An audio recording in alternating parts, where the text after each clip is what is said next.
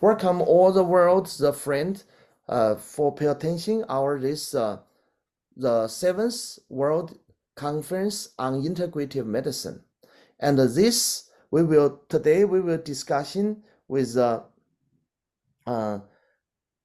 talk about the discussion the utilizing the TCM as a professional treatment of the deceased in the East, in the West， 就是说在我们今天做一个英文的论坛，会讨论一下这个在英国的这个中医的优势病种。那么我们今天这个论坛呢是由我们全欧洲中医药联合会的负责组织，由我们世界整合医学大会的学术委员江丹主任来负责安排和主持的这个论坛。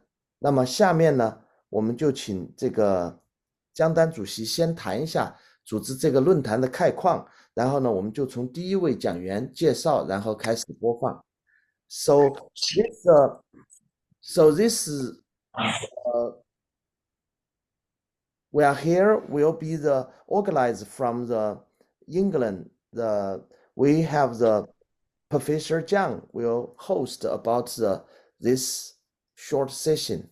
So please Professor Jiang let us know what this session will talk about it and the situation in this session. So please, Professor Jiang.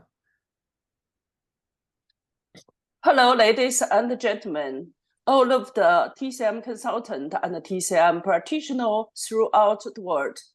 Today, we invited the 5 of our TCM consultants for the special professions in the TCM to talking about underutilized TCM as a preferential treatment of the disease in the West and East. 女士们、先生们，全世界的中医专家、中医职业人员们，大家好，我是英国一个中医师江丹，作为全欧洲中医药专家联合会的代表，今天我来主持我们这个在海外中医诊治优势病种的专题讨论。Today, we invited 5 TCM consultants. Professor Dr. Tianju Wang is special for the brain acupuncture for the neurologic disease.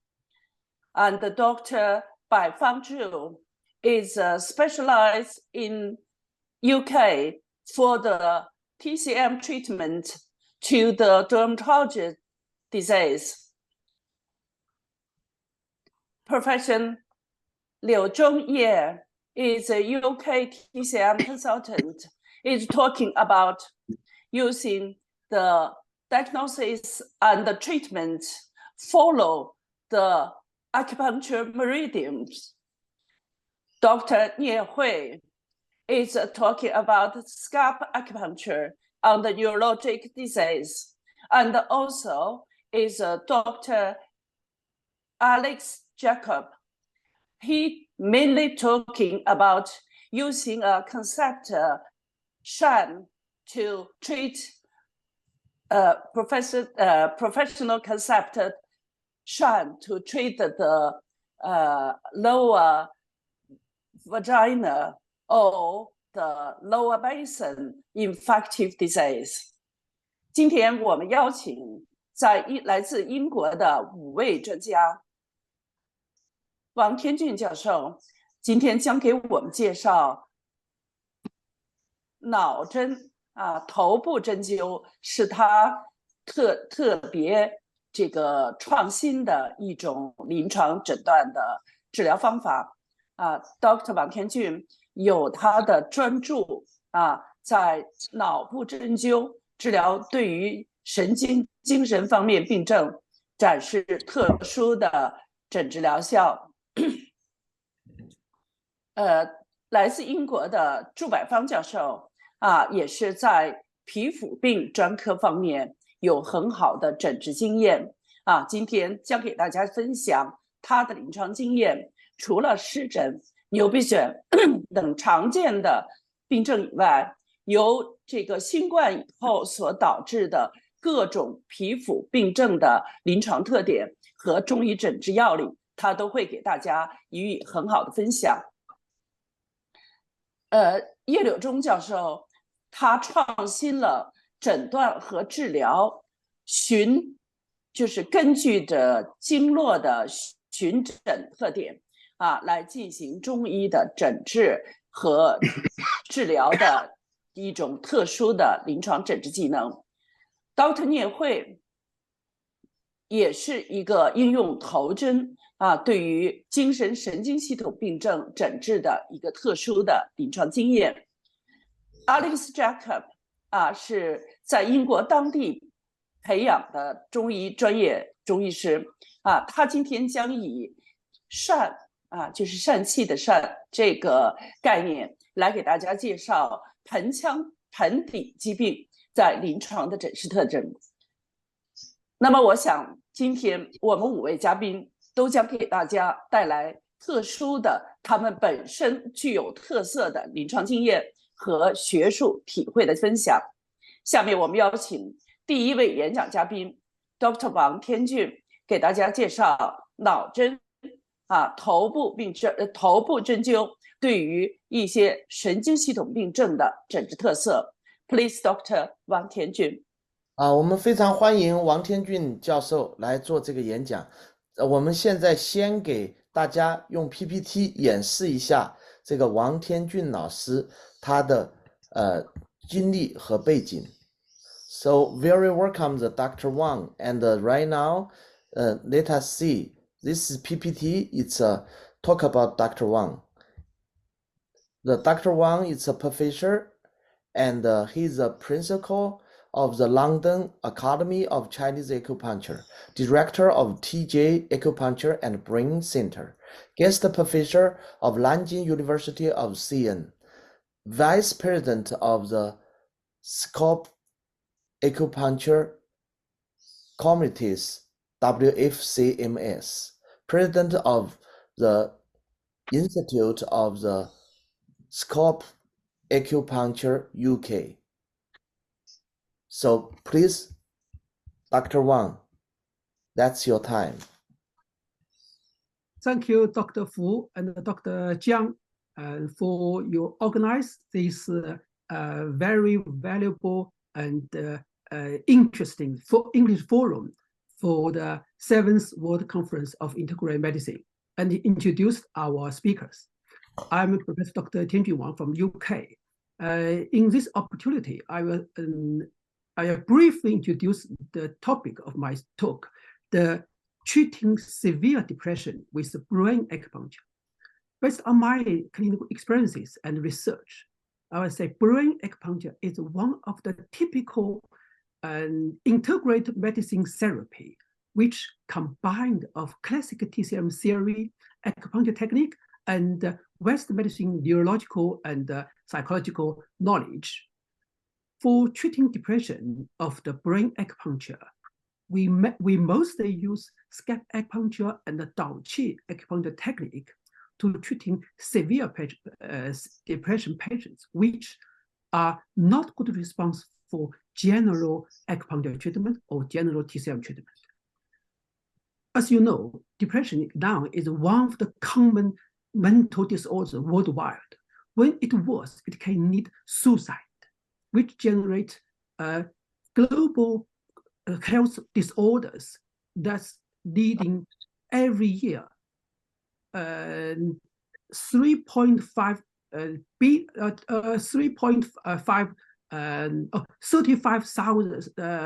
million patients per year, which is a global loss. So hopefully my presentation will introduce the understanding about the depression with the brain knowledge and the typical treatment with the brain, the acupuncture treatment, including scalp acupuncture and the Dao-Qi technique. Thank you. Thank you again for everybody. to invite a talk on this integrated medicine. Very good. Thank you. So let us play the Dr. Wang the video for this subbed forms.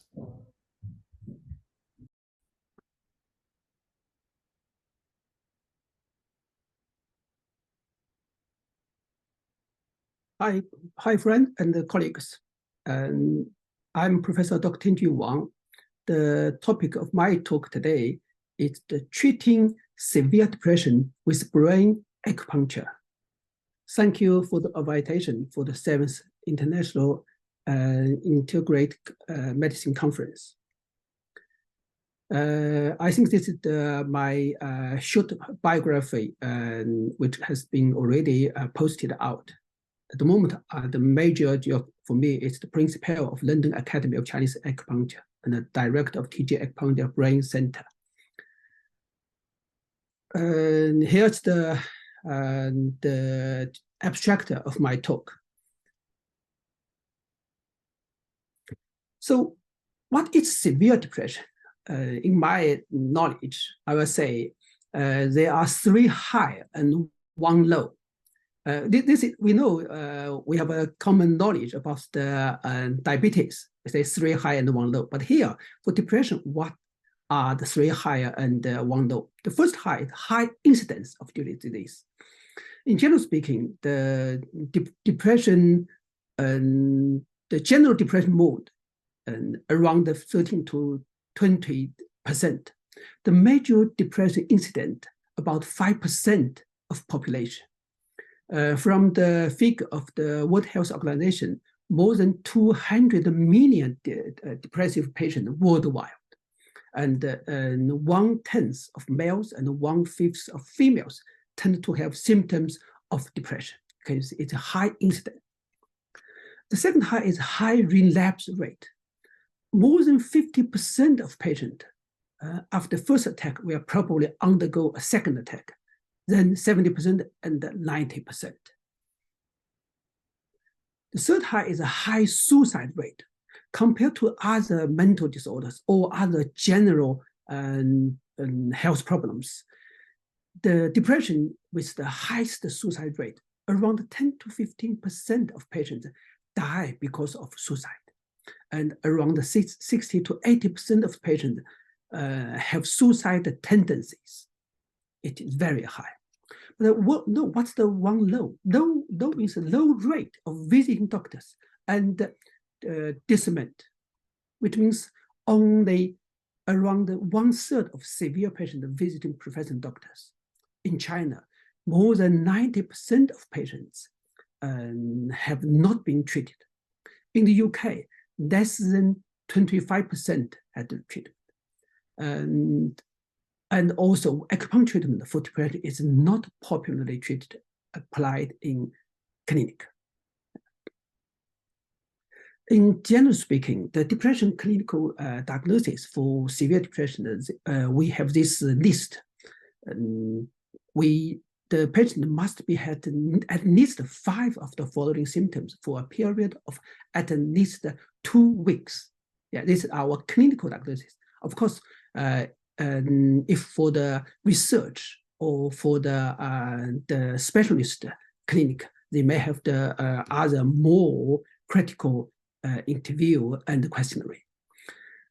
Such as this one is the PHQ-9 depression. It's an easy questionnaire for our clinical practice. And in general speaking, the modern Western medicine treatment for depression, they majorly use, so first is a psychotherapy, such as counseling, such as the talking therapy, the CBT, cognitive behavior therapy, etc. Another major treatment is antidepressant drugs, such as the most commonly used SSRI and the drugs. They are major. The mechanism for treatment is regulates the serotonin or 5-HT levels in the brain. Also, it has great effect, but their side effects are also quite high. Compared to the Western medicine treatment, brain acupuncture can be a very effective alternative for severe depression. What is brain acupuncture? What's the brain medicine in TCM? Actually, from the originally classic textbook, such as 黄帝内经, there was some statement about the brain, such as the original arguments about brain in the 黄帝内经素问, chapter 11, the different functions between the 5 zang. They said, I've heard different comments from different physicians. Some take the brain as zang organ, some take it as a fu, etc. Unfortunately, after 黄帝内经, the brain theory did not develop by 1500s. I believe there are some reasons, including the 5 element reason, until the 1596, the 本草纲目 published by Li Shizhen, they said the brain is the house of the 元神 or primordial mind, but unfortunately did not explain detail and not developed. What the meaning brain is the house of 元神? 元神 is the source of all the other 神. 元神 is the largest and the most honorary 神 and the dominant life. 元神 is innate and governed by the brain. Yeah, and brain is the resident of the original mind by the mature. Said from the Ming Dynasty onwards, some doctors attribute the resident of mind to brain rather than heart. So from the classical TCM medicine, there are some source of the brain. And after summary of the function of brain, we say brain has the 3 major functions, including to dominate life, to operate the physical activities, including the 5 senses, such as seeing, hearing, smelling, speaking, etc. And brain to govern the mental function activities, such as consciousness, intelligent, sleep, concentration, cognitively, etc. In terms of brain, it's a zang by the TCM theory. But how to understand the brain channel? What is the brain channel? As we know, all the 12 zang organs have its affiliated channels to transport the qi and blood, connect the zang and the fu, associate the external and internal, as well as the upper and lower. But brain, from traditional TCM, it is one of the extraordinary meridian. It has no channel. After review all the classical texts and clinical experiences, and of course the clinical research, now we believe Dongmai is the Dongmai or Galen vessel is the channel of brain, such as the 2 major references from the classical TCM. On the 黄帝内经素问古控论 chapter 60 said, Dongmai enters and connects the brain. And then more clearly from Nanjing or classic of questions, chapter 28 said, Dongmai enters and belongs to the brain. It is very clear, Dongmai belongs to the brain. In terms of the brain acupuncture technique, of course, for treating brain condition, we may use general acupuncture techniques, but specifically the brain acupuncture, we say brain acupuncture for severe depression, including the Dao Qi special technique and the scalp acupuncture. Yeah. And in general speaking, the benefit of acupuncture compared to drugs, acupuncture can faster result. Acupuncture, generally speaking, has less or no side effects. Acupuncture can last more longer. Acupuncture can cost saving in the long run. And of course, acupuncture has the better mood and a sense of well-being. That means acupuncture is partly of TCM with the holistic medicine, Jennifer. Yeah, and such as acupuncture quicken the effective. Most the antidepressant have a delayed effect of 2 to 4 weeks.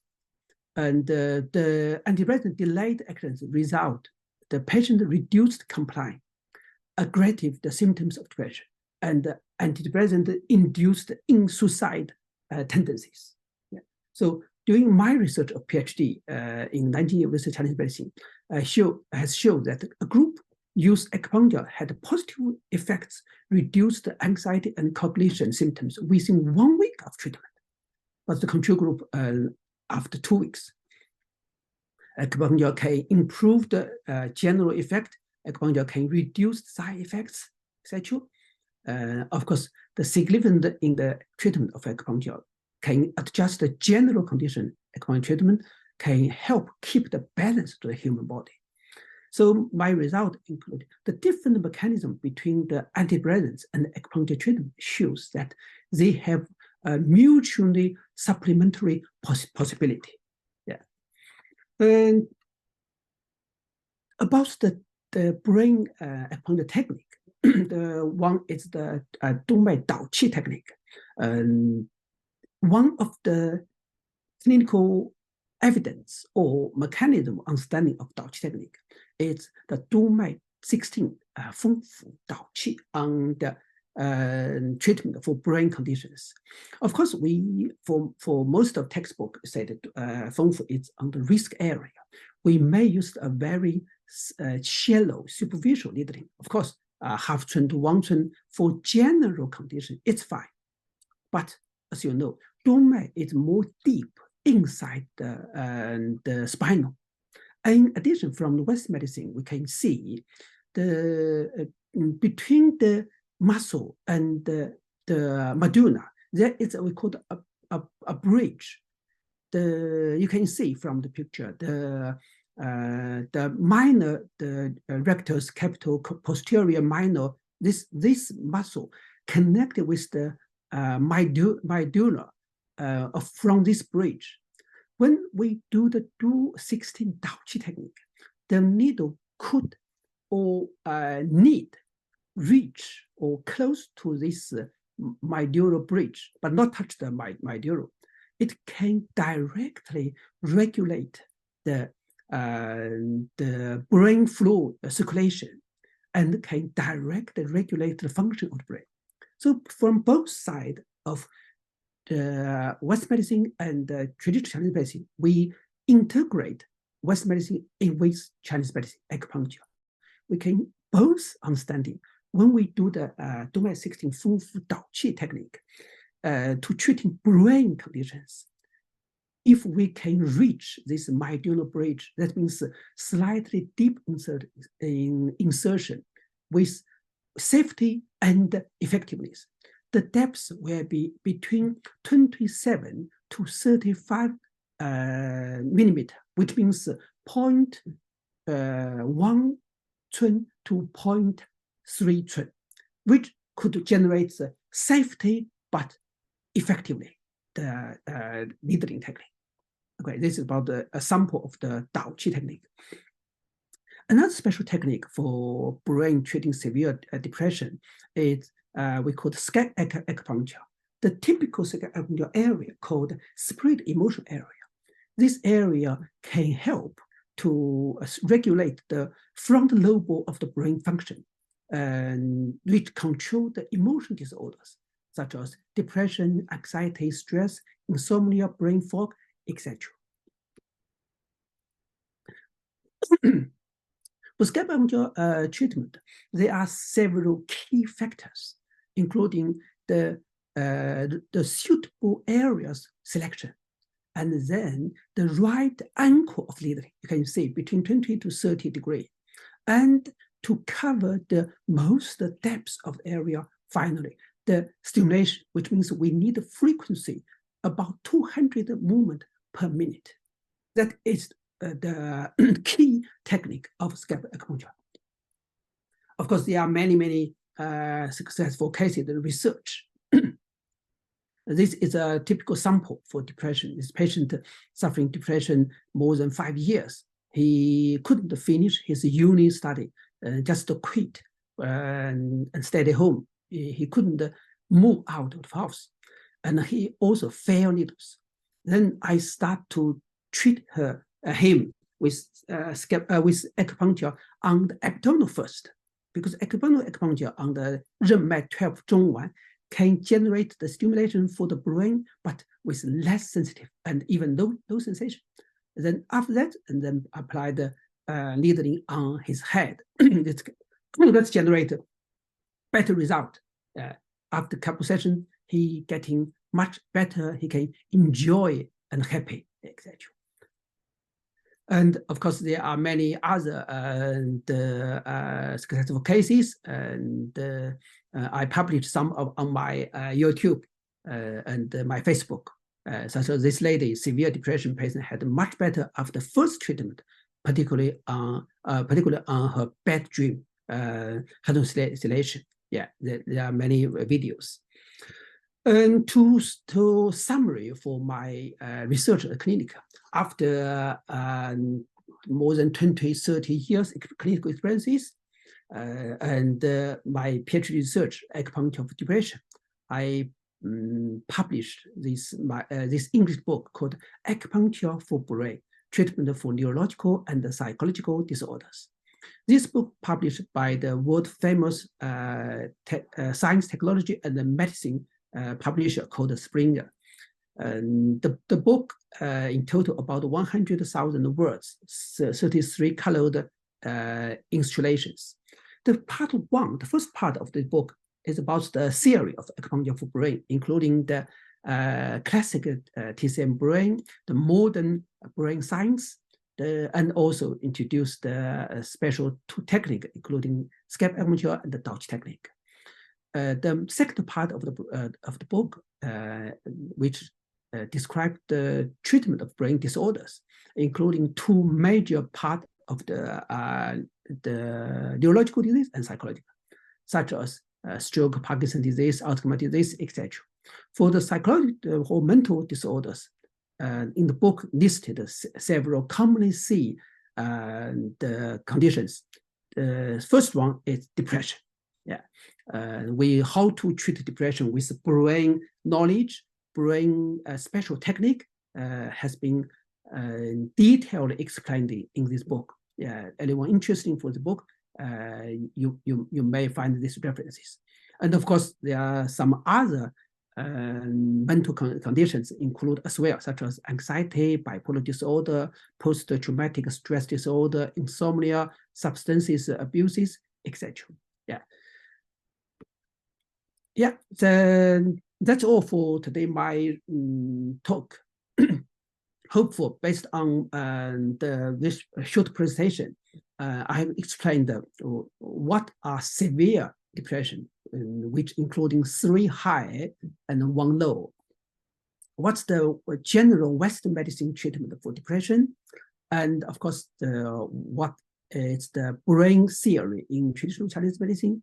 And what are the special treatment for the brain acupuncture, the majority technique brain acupuncture, including scalp acupuncture and the Dao Qi technique. Okay, I'm Professor Dr. Tianjun Wang from UK. That's all for my talk. Thank you.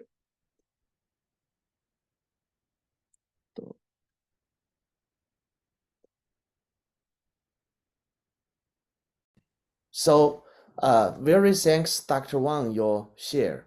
And right now, let us invite the Professor Jiang, talk about your speech. Excellent talking. I'm the Dr. Tianjun Wang. He talking about the brain acupuncture to treat the neurologic condition, and also he just talking about the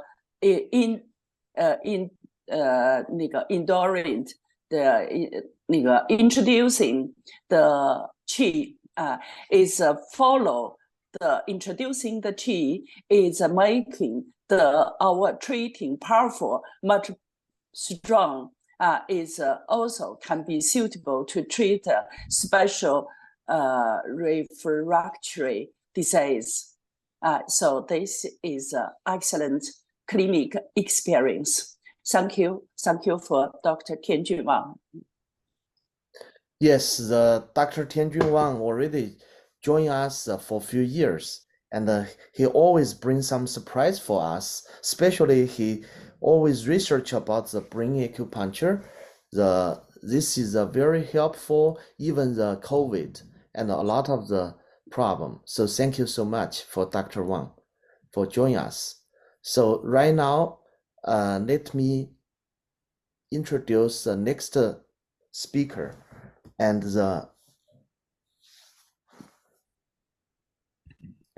so next, let us put palm together. Welcome next one speaker, the Liu Zhongye. Liu Zhongye. No. 这是 Next, let us put palm together. Welcome the next speaker. It's Bo Fangzhu, the Dr. Bo Fangzhu. So let us share one screen for introduce Bo Fangzhu. Bo Fangzhu coming from the UK, and right now we can see his introduced PPT here showing it's he's a MB, MSc, TCM acupuncture, FMA, TCM, MBA, CC. Chief TCM, the physician, consultant, demandist, clinical, and the general senator of the Association of Traditional Chinese Medicine, ATCM UK. The honorary, the vice chair of the fourth community of the Democratic China Association of Chinese Medicine, China. The senior lecturers and the deputy directors of the Democratic Depart of the Teaching Hospital of the Hunan University of TCM. So right now, please, Dr. Bo Fangzhu, can you talk a little about what you will speak? Then we will play your recording the video. Please.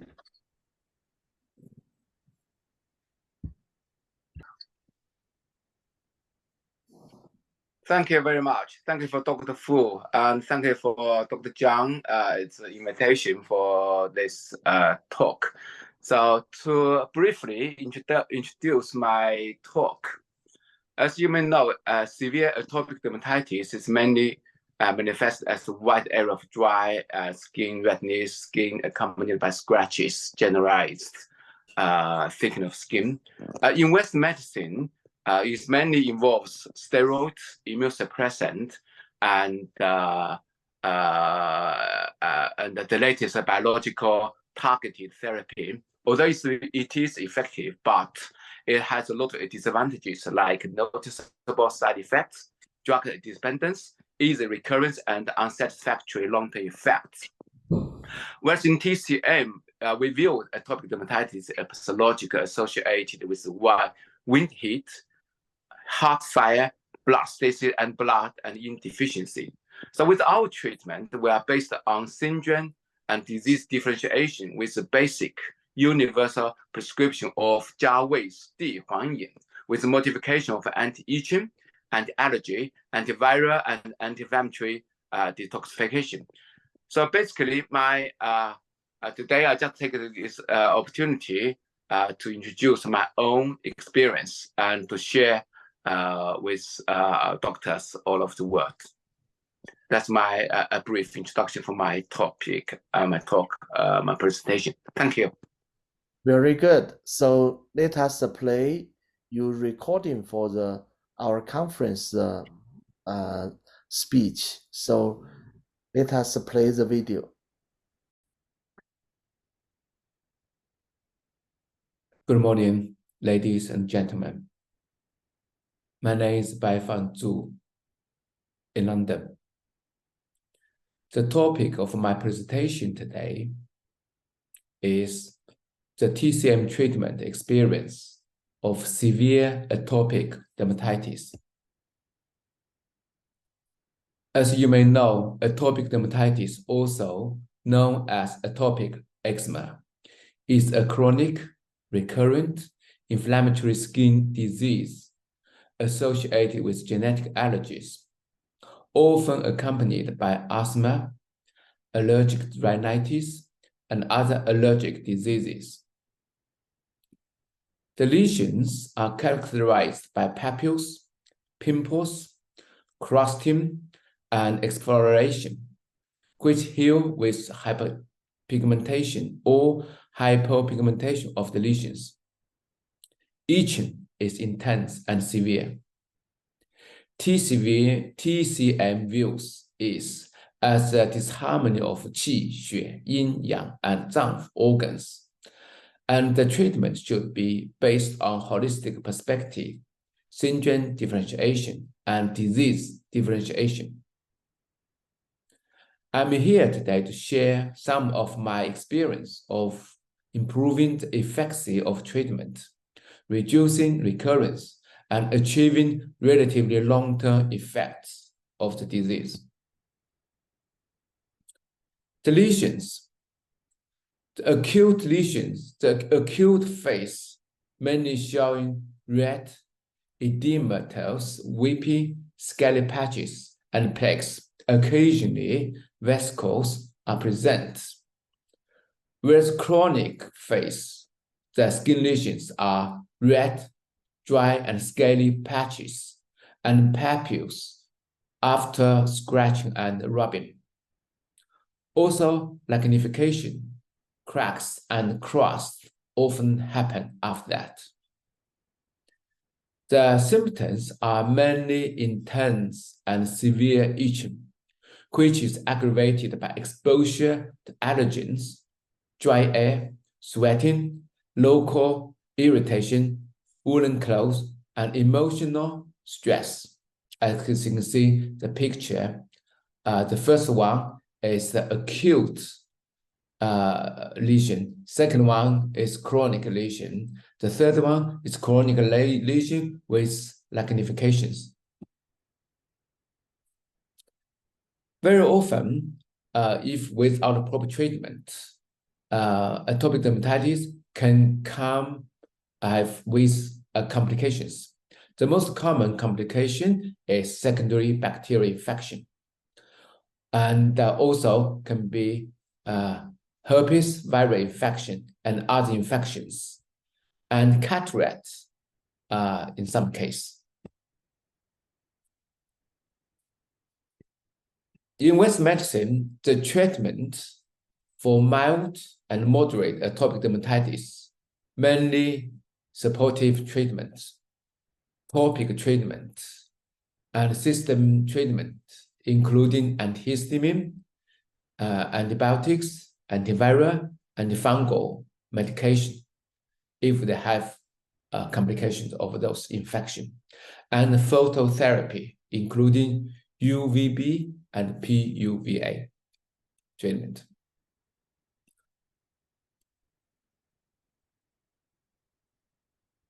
For more severe atopic dermatitis, doctor would choose systemic cortisone, like prednisone treatment, or use immunosuppressant and targeted biologics, which is a relatively new treatment, and is said is not effective. Unfortunately, from we can see in our practice, a lot of Western medicine for atopic dermatitis has some side effects like drug toxicity and dependence, high recurrence rates, and long-term effects, unfortunately, very often is not very satisfactory.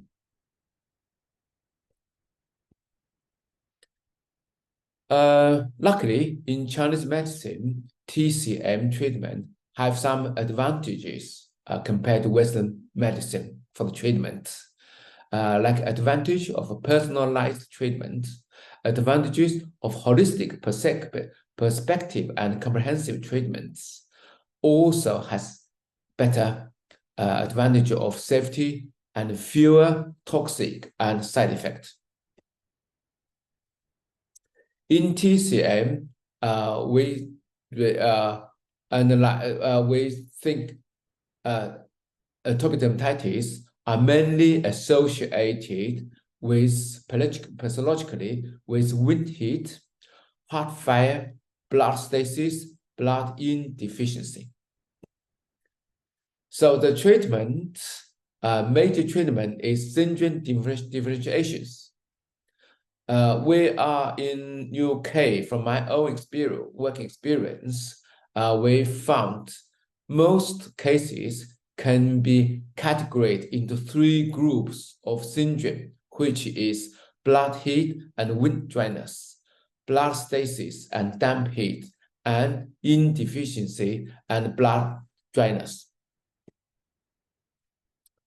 So treatment by syndrome differentiation, which is the most important treatment, and the basic treatment principle, it is formulated according to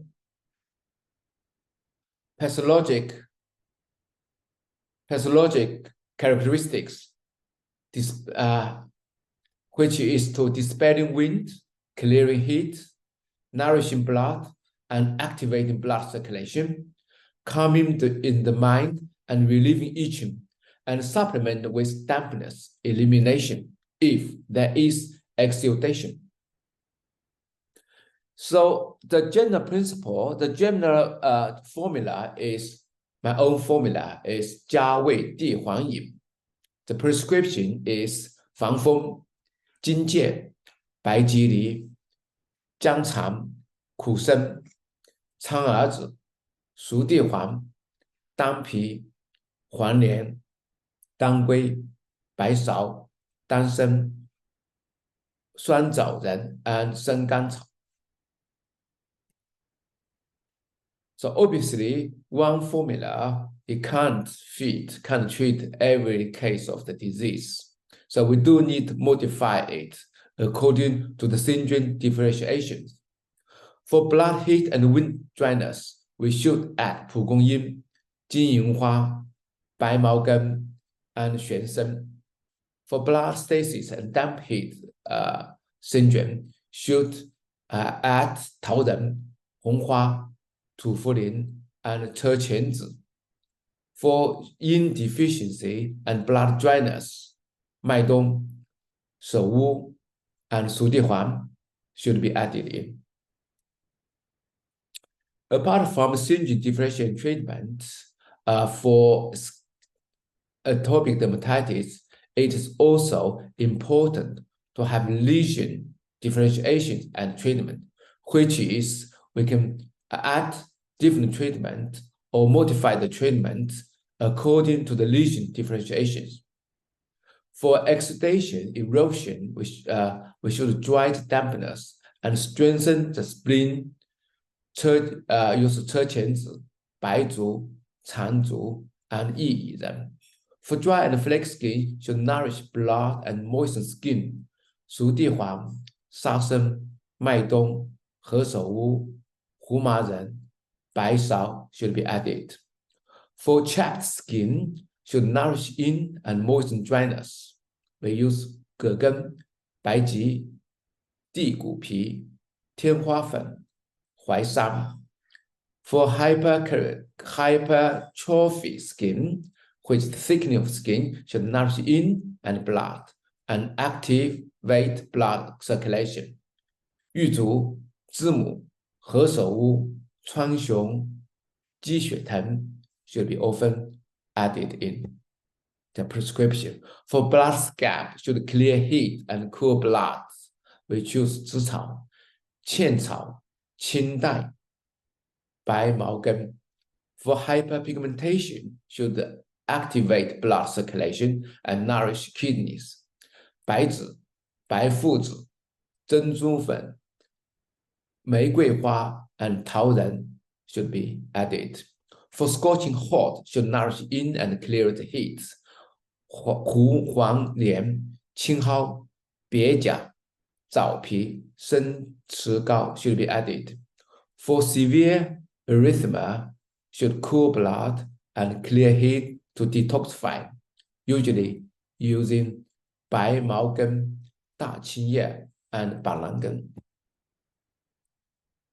Itching is the most important symptoms of atopic dermatitis. So how to treat itching is very, very important to make the problem better. We have summarized 6 major anti-itching remedies or methods from our own experience. First, to expel wind, clear heat, and relieving itching, mainly for the itching due to wind heat. Prescription is 消风导磁散 and 疏风清热饮. Second, to clear heat, removing dampness and relieving itching for itching caused by damp heat. And prescription is 龙胆泻肝汤 and 逼泻肾实汤. Number 3, for nourishing blood, expel wind and relieving itching. For those itching due to blood deficiency and wind dryness, prescription is 当归引子、养血润肤汤 and 地黄饮. The 4th, active blood circulation, expelling wind and relieving itching. For prolonged itching with stagnant qi and blood stasis, prescription is 活血祛风汤. The 5th one is calming the sun and pacifying the liver and relieving itching. For widespread skin lesions in atopic dermatitis with paroxysmal night itching, insomnia, and irritability, prescription is 清前阳息风汤. The 6th one is dispelling wind, resolving toxins, and relieving itching. It's for stopping itching due to accumulation of wind, damp, heat, and toxins.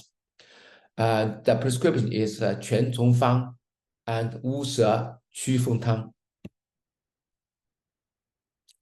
So since atopic dermatitis is associated, most of the case is associated with allergy, so it is very important to add or choose some anti-allergy remedies into the prescription. The most common one is 过敏煎, also called allergy decoction, by 竹成宇. The function is to dispel wind, clear heat, cool blood, and nourish yin and moisten dryness. The prescription is 防风、银柴胡、乌梅、五味子、甘草. Apart from the 过敏煎, we also can choose other herbs with anti-allergy effects such as 败姜草、陈皮、金银火、银陈蒿、鹿鹿通, etc. to be chosen based on specific symptoms. So for complications, we usually choose some herbs for infections.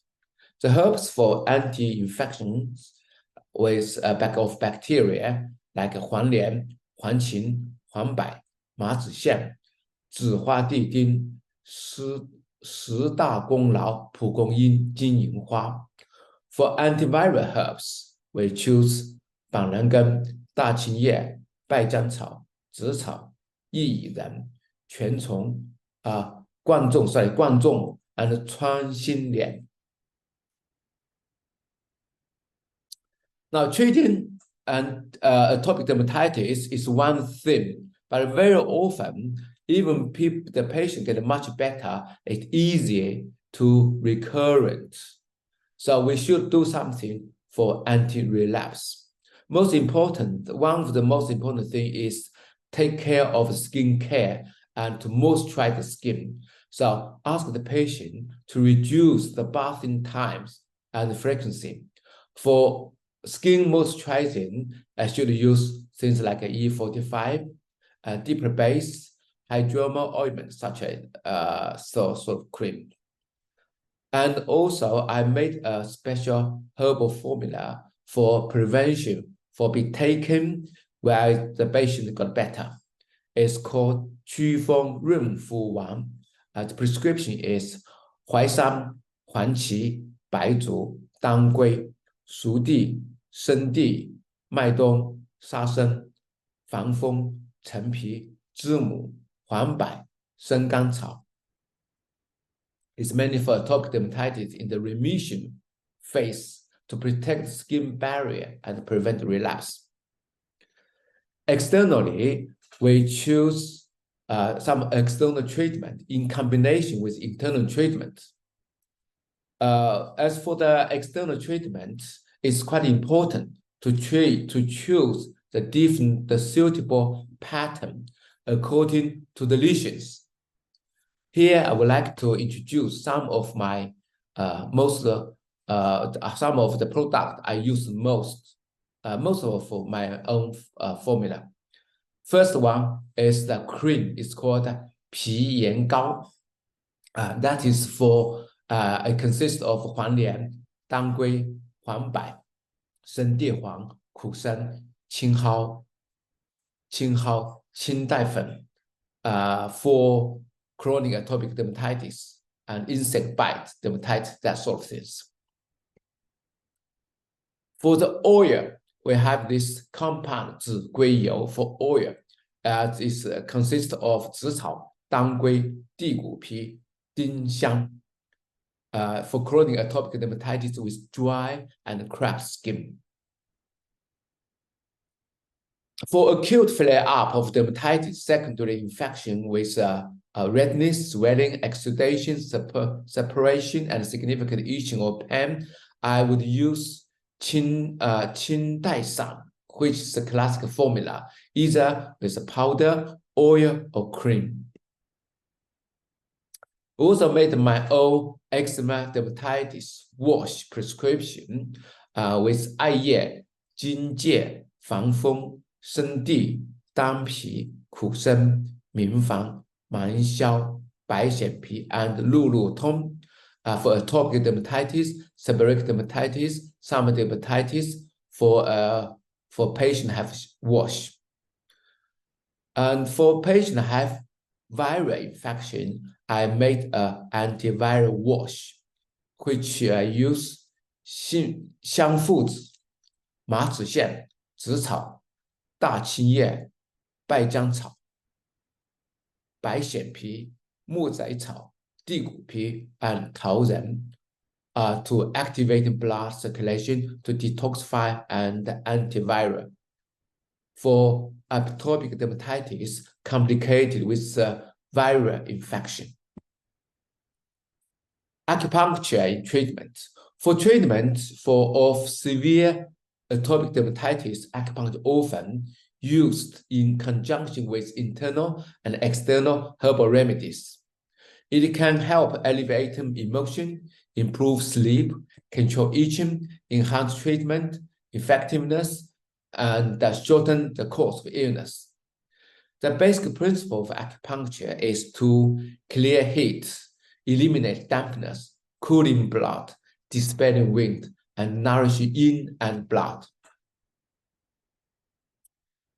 The common point and the technique I use is to purge, 取瓷、支沟、分饰、健鱼、煎鱼、百虫窝 to tonify 血海、竹桑里、三阴交.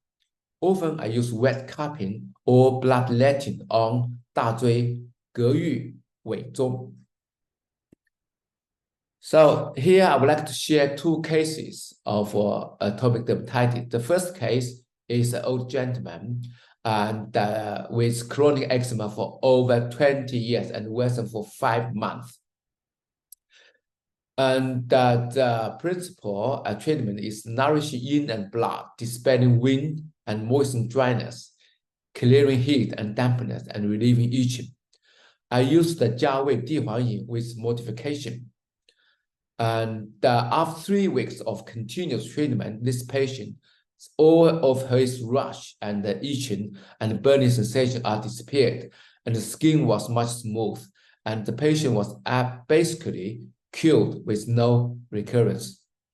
As you can see the photos, and after the treatment, it feels much better, almost cured. The next case is a 29-year-old man, and his main complaint is repeated generalized skin erythema, severe and severe itching for over 28 years, and much worse for the last 8 months. And the diagnosis for this patient is atopic dermatitis with infection and erythroderma.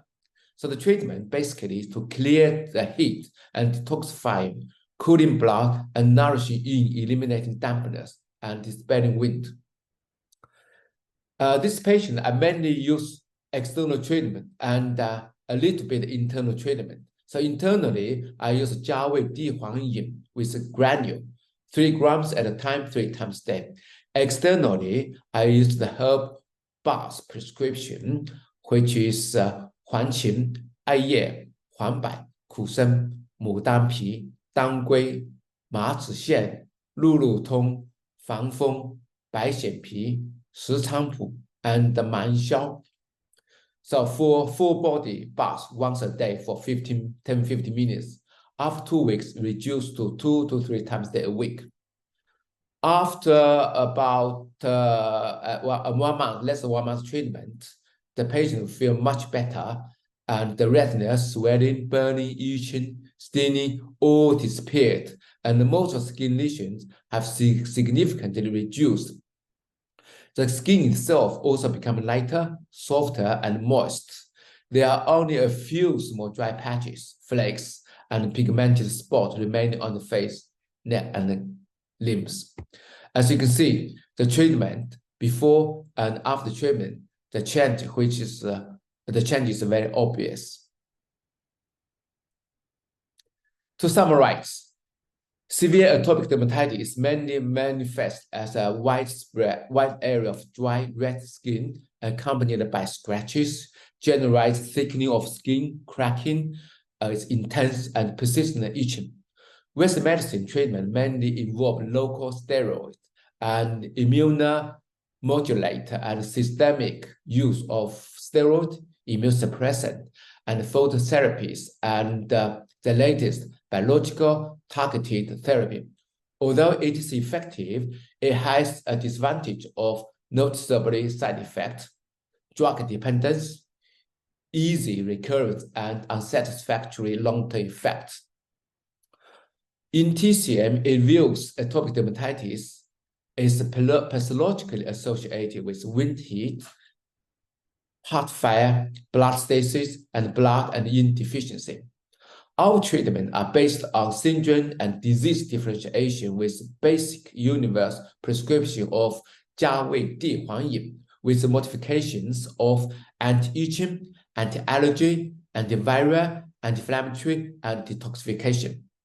A comprehensive treatment plan which combines internal, external remedies, and acupuncture are implemented to achieve the best result, alleviate symptoms, shortening the course of treatment, reducing recurrency, and improving the patient's quality of life. That's the literature index. That's all for my presentation. Thank you for listening. Bye-bye.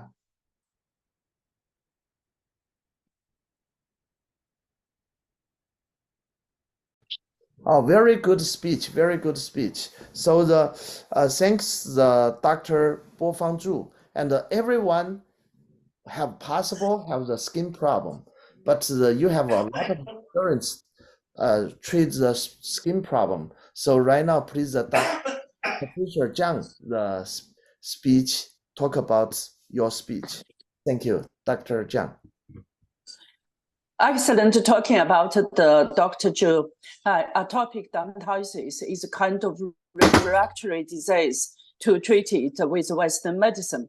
Because this kind of the condition, patients always with genetic, so someone can be started the symptoms since birth, since a very, very young case, then someone can be keep this skin problem throughout the whole life. So Dr. Bai Fang using the TCM and the Chinese herb medicine to give patients to have the internal medical treated. So this is will follow to calm down for the immune system over activity condition and making patients' general condition well to making atopic dermatitis to basically be cured. So this is excellent the treating result to show our TCM is beneficial to all of the patients with this kind of the disease. Thank you very much for Dr. Zhu.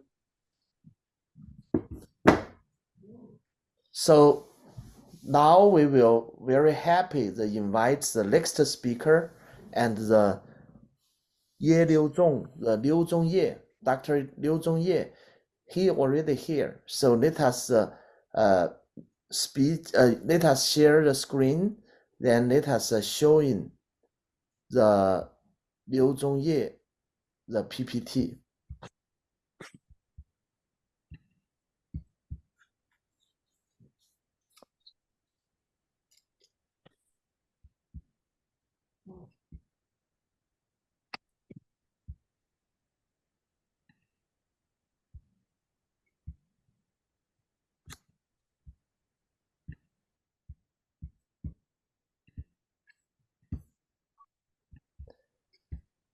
So let us see this share. We have the Professor the Ye. His PPT is here.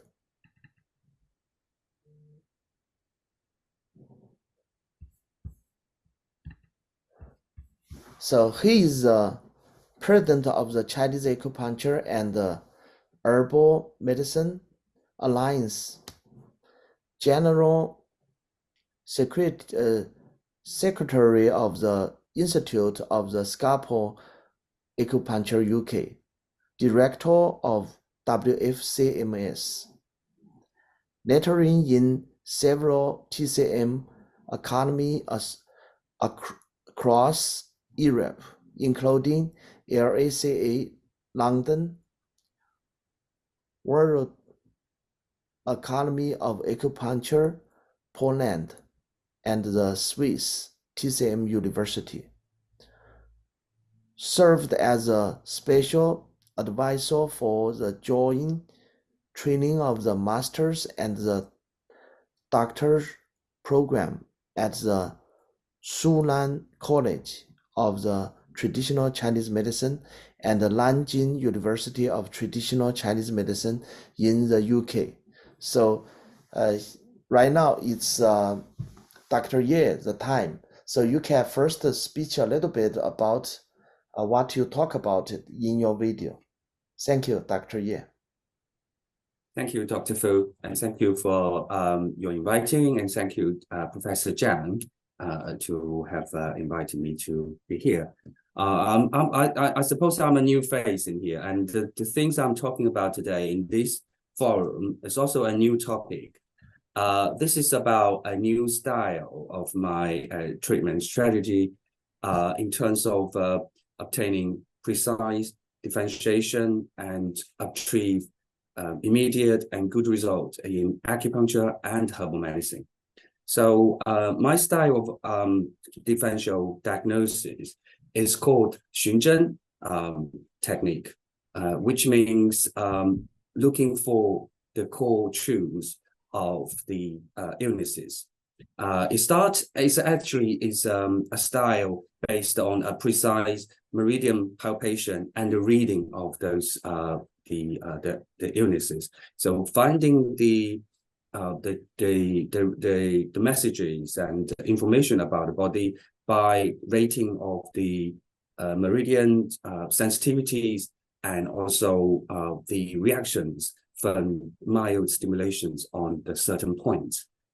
So we trying to introduce this method in the teaching and also in my own practice, and we find a great success from all the students and followers of my style. So I now started to have several online courses across the world, including China mainland, UK, Europe, and Singapore, and also Poland.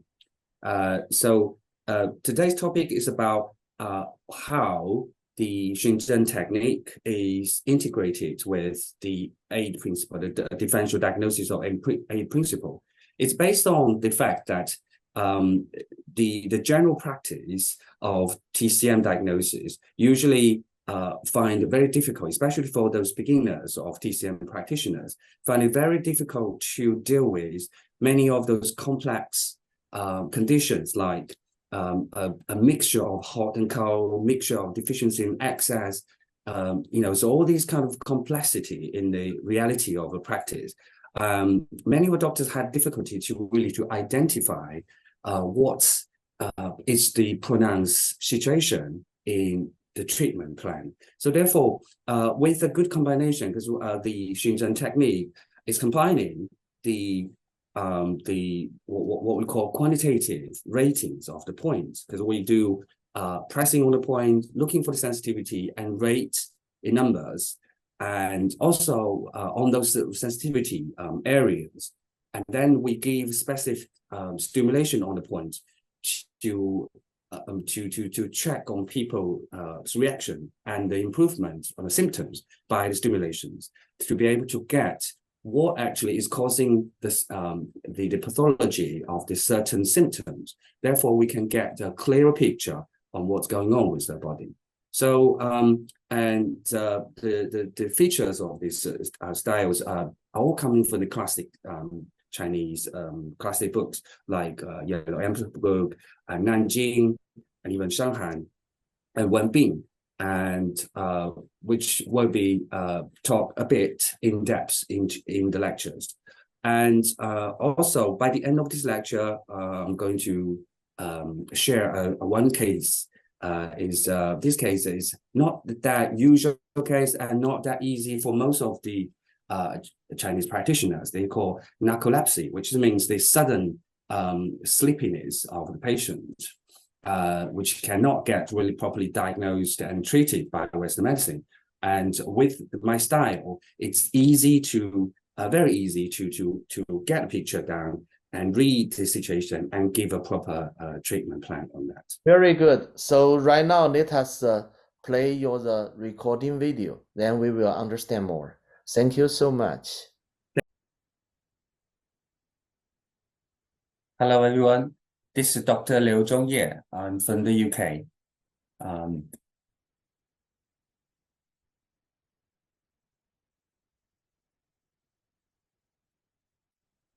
大家好，我是来自英国的叶柳忠博士。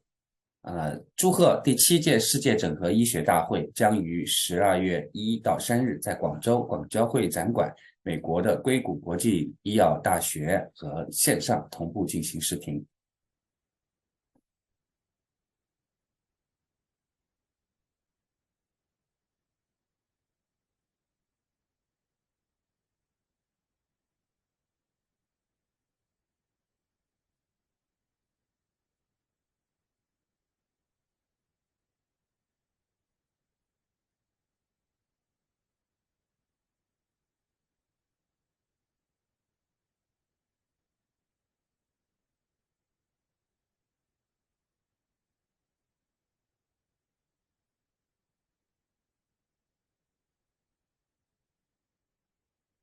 Hello, everyone. My name is Liu Zhongye. I'm living in the UK. I'm practicing Chinese medicine and been teaching and lecturing Chinese herbal medicine and acupuncture in the UK and Europe. And also I run many of my workshops and courses about my special technique, Xunzhen, meridian palpation, differential diagnosis method, across the world. So I run my online courses in China, Singapore, and also in Europe. So I graduated in Beijing University with my undergraduate TCN degree, and now I move on to Guangzhou to do my master and PhD degree. Then I moved to the UK in 2003. Ever since I've been working as a practitioner of Chinese medicine and acupuncture in the UK for over 20 years. And now I am the president of the Chinese Acupuncture and Herbal Medicine Alliance, the professional body in the UK, and also I am the General Secretary of the British Institute of Scalp Acupuncture, and also I'm serves many of those social roles in many of the associations in the World Health organizations.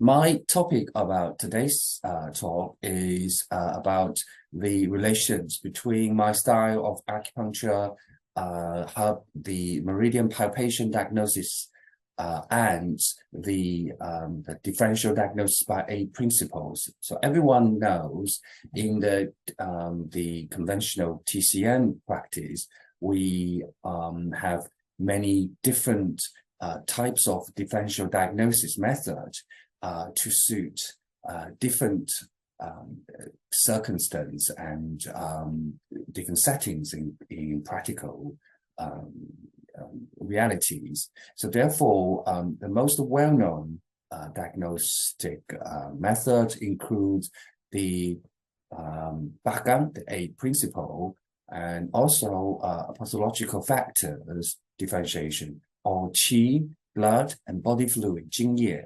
differentiations, along with very common and widely acknowledged like 脏腑, the yin and yang organs differentiation, as well as those very popular methods like the 六经 and 三焦, the upper, middle and lower jiao differentiation, as well as the differential qi wei, qi yin xu differentiations.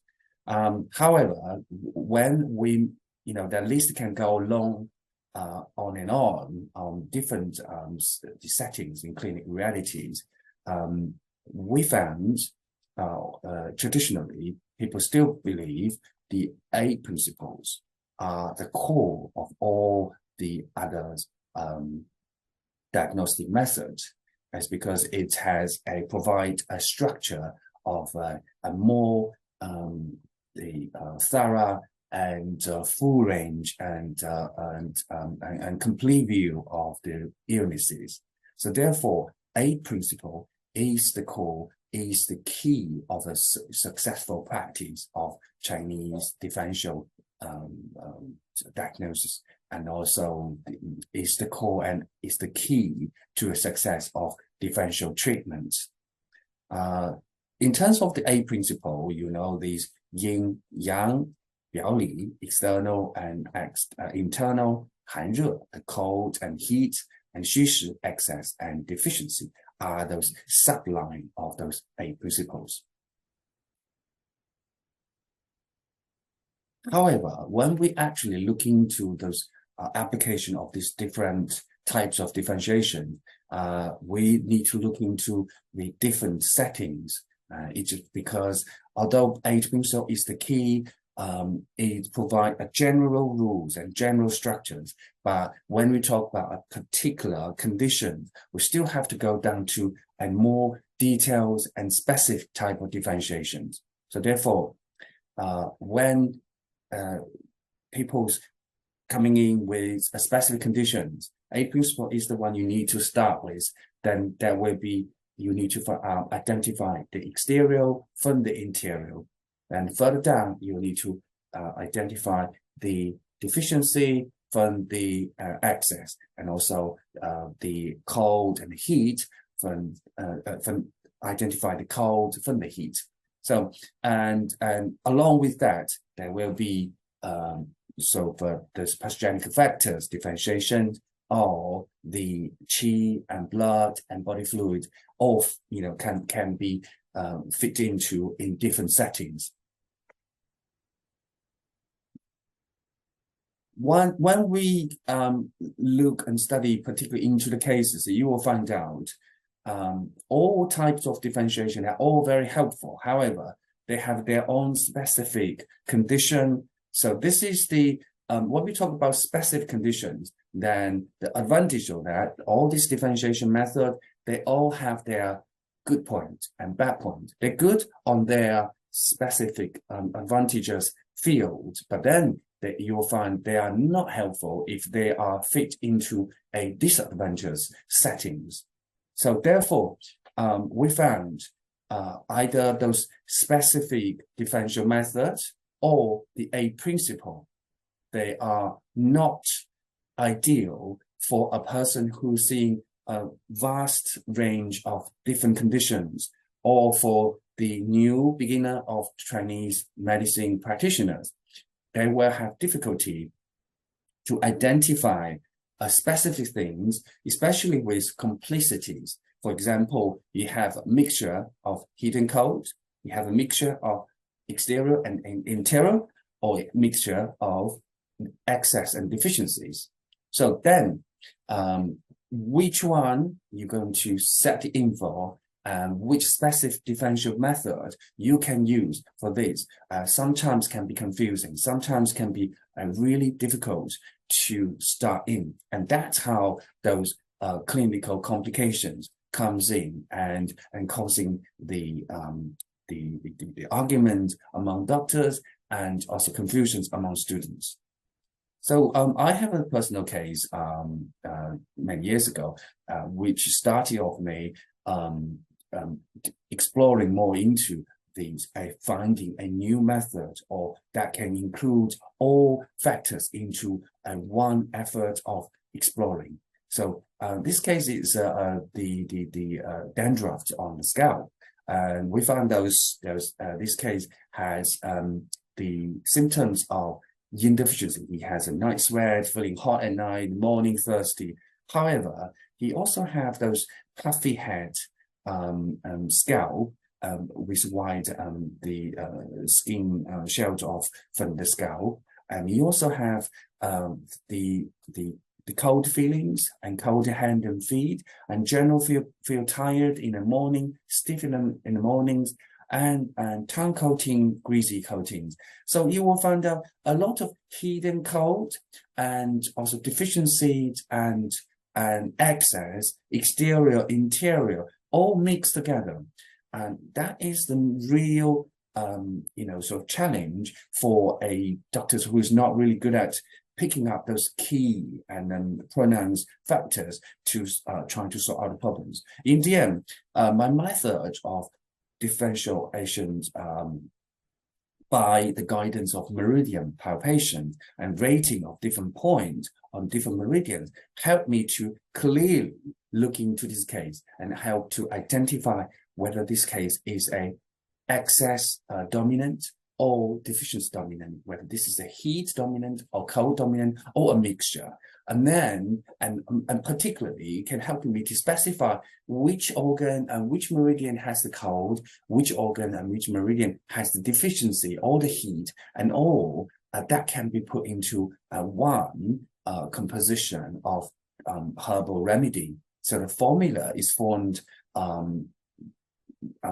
mixing different natures of herb, heat and cold, excess, deficiencies, all mixed together. But they all have, because of those the meridian entering and meridian bonding natures of different herbs, they all do their own job and make the success of the clinical treatment very efficient. So, but without this, the conventional method of diagnosis, either with a principle or specific guideline, for example, Liu Jing or Sanjiang or Wei Qi Yin Xue, would not be able to really to get a very good, efficient result from this case.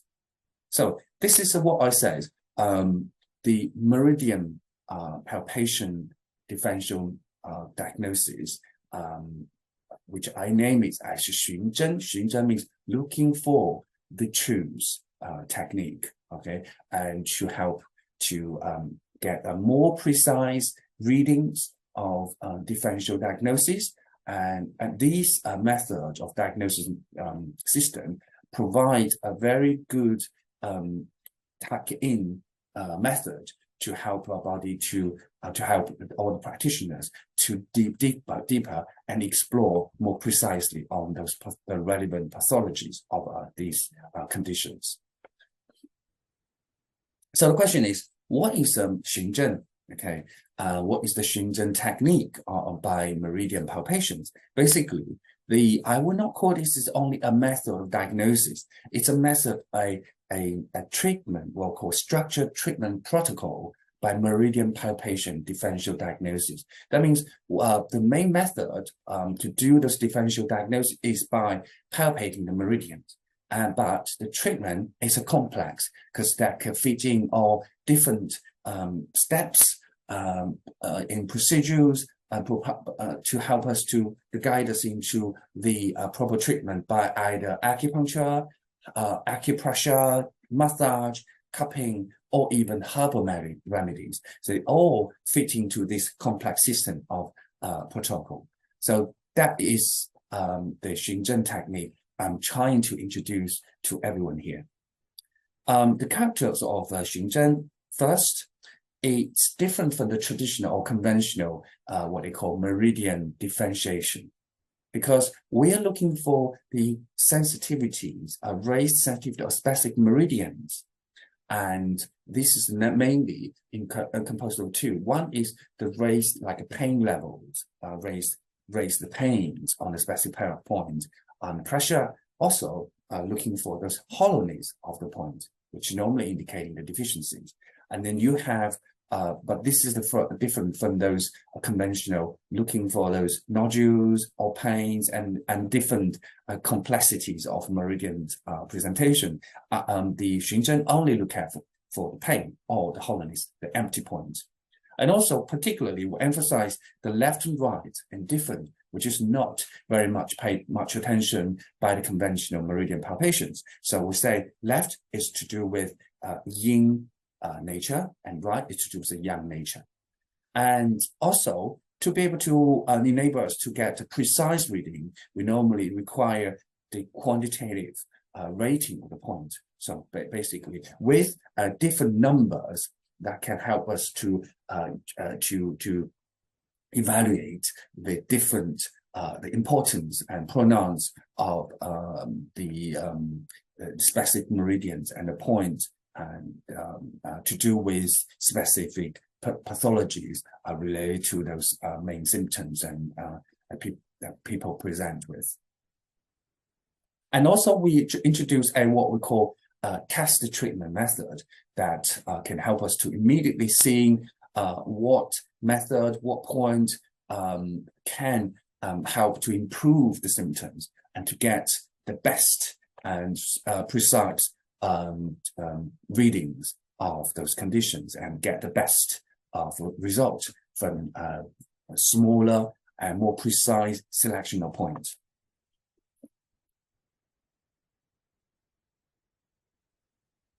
Therefore, you can see meridian, the Xunzhen, the meridian palpation differential diagnosis method is actually a technique. It's a structured system treatment protocol rather than a differential diagnosis method or a tools for differentiation. The overall, the outline of this method includes the 4 key points here. One, we use the questions, we use the polls and tongue reading to initiate the line up and also narrow down these target meridians by asking those questions and reading tongue and polls. We have a special method, including in this systems of tongue reading and pulse reading. And secondly, moving from those initial list of meridians that targeted and obtained from those questionings and polls and the tongue reading, we move on to rating and palpating the specific meridians and get the numbers of specific points and also further narrow down to those targeted meridian and points we work on. So the third step is to using test treatments to give either the tonic treatment or reducing treatment method by just doing the circular massage on the point, very light and gentle massage on the point, and see the symptoms changing again, by quantitative method to judge the effectiveness of the specific point and the specific method of treatment. And we also have principles to judge what to choose, what to give up on those process or test treatment. Finally, with that test treatment, we can further narrow down those effective points and meridians and the specific the method indicating the excess or deficiencies. And from that, we are able to extract the main pathology related to the symptoms we are looking at and to treat. Therefore, from that following, we're going to use the suitable method of treatment like acupuncture or point massage or moxa or even herbal medicine to work as a complete treatment plan. With this, we'll find out the effectiveness of treatment, quick, very immediate effect, and also used much less points, and people had a much deeper and stronger reaction from the treatment. And this is the advantage side of my method compared to the conventional method of acupuncture or meridian differential associated relevant treatment. Also, among all these methods of diagnose and procedures of even in treatment, there's also a very core thinking and thought behind all this is the understanding about illnesses is based on this, what we call 3-dimension for illnesses pathology. We believe these are 3 pillars of the pathologies on any illnesses and in diseases. This is coming from the yang meridian illnesses or yin meridian illnesses or secondary pathology, which means to do with the toxins and pathological waste or dust products from those development of either the yang or yin meridians illnesses. So we always look at these 3 aspects before we move into a proper checking, test treatment, and formal treatment. And including any conditions, we all have to look at this aspect before we make conclusions. So this is the general system of a Xingzhen technique.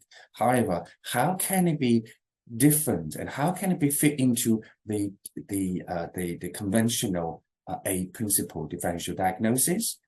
If it can fit in well with the A-principle diagnosis, and this will be a very good tool for us to improve our efficacies of A-principle differential diagnosis. So A-principle diagnosis includes yin-yang, 表里, 寒热, 虚实. So yin and yang, exterior, internal, and hot and cold, and excess and deficiencies. So if Xingzhen technique has the method and also more precise method to help to identify this yin and yang and identify the exterior, interior, then you'll find these methods as a perfect assistant to a more useful and more practical application of a principle differential diagnosis. So to be able to help us to identify the yin-yang, Xingzhen has a very good principles. We said because left and right, they are related to yin and yang. Left side in Xingzhen technique is of the nature of yin. So therefore, if people have symptoms happening more towards the left side, or you look at signs on the left side of tongue, left side of the pulse, they all indicate the yin issues, yin nature issues. Vice versa, on the right will be the yang nature issues. So that easily helps us to identify the yin-yang. So to fit into more deep down into the body, yin-yang also can be divided into qi and blood. Qi is of yang, blood is yin. Yin and yang, a substance, yin substance of yin side, yang substance of yang side. So they're all also looking at all this left and right readings. And a simple Example will be the yin will be the, say, people having had problems with the left side, then that normally tend to be cold because that's on the left and of the yin nature. And if it's happening on the right, then that will be the heat, right? And if it's a deficiency case, like people having problems with the left side, normally blood and yin issues. On the right, will be qi and yang issues. So that's how work out the yin yang. 表里, exterior and interior, and yang meridians normally is related to the exterior conditions. Yin meridian more interior.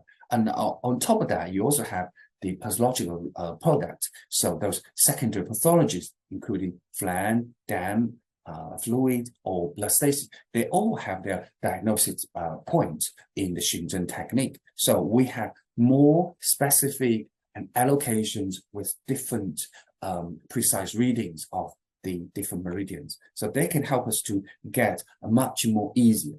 For example, if you have people having some external problems, like people can have a mixture of hot and cold, but then you find something, the cold could be like cold in hand and feet, that can be to do with the external, but you don't know where it is, and you won't be able to really give the proper herb medicine to help. But if you find with the Xingzhen technique, you'll find this is happening on the bladder meridian or stomach meridian because the pain is raised higher on this. Then you are able to identify this exterior is actually allocated to bladder or stomach. Then you can use the herbs that enters into bladder and the stomach and to work on those coldness. So then it doesn't really interfere with if they have like internal yin heat. So that would not be interfere very much bad with others. If you're also looking at to giving something to cooling down in the internal with the yin tonic.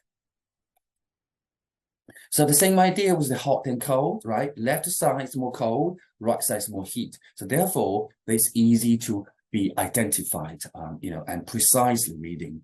And deficiency and excess actually can be identified easily by Xingzhen technique on those raised sensitivities, tight, full, and puffy. That's all excess signs. On hollow, emptiness, and dippy, that's normally a deficiency sign. And with that, you'll easily identify all those deficiency and excess. So for this, you can see Xingzhen is actually a really, really practical method to help to, so precisely fulfill the target of 8 principal differential diagnosis. But if you're thinking Xingzhen is only just a supplement to these 8 principal diagnosis, and you really look down upon these specific specific and unique methods of the treatment system, I would say Xingzhen technique is even an upgrade from the 8 principal differential diagnosis. In this method, we are able to more precisely read the complications of clinical situations. So in many of these cases with external, internal mixtures or hot and cold mixtures and excess deficiency, when you look at what we did with those meridian readings, you are able to really finding they are not that complicated. If you know which meridian specific condition is, that will be very clear. So precise reading becomes more achievable with the technique of Xingzhen meridian palpation.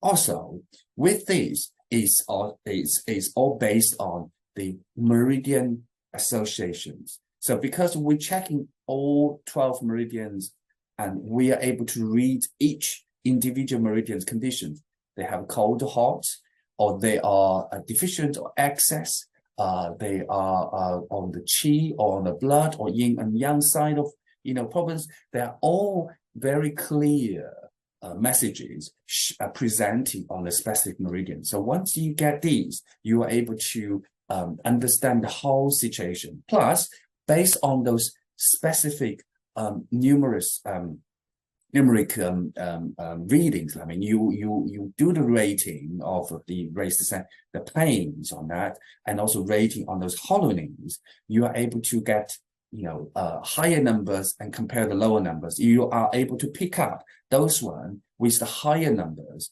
as those pronounced connections with the specific pathologies and of those illnesses and symptoms. So therefore, those precise reading based on those number ratings make you get much more specific readings and also more precise understanding about those relations between those problematic meridians and the pathology of specific symptoms.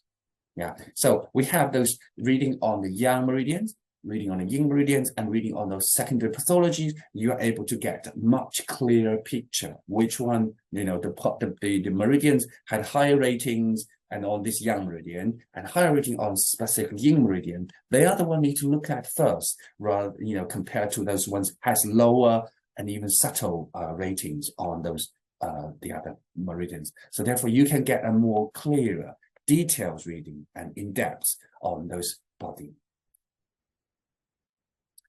So with the yin-yang, 表里, 寒热, 虚实 readings, precisely allocations with meridians and numbers-based ratings, you are able to get a very good picture reading of the specific symptoms of the patient presenting to the clinics.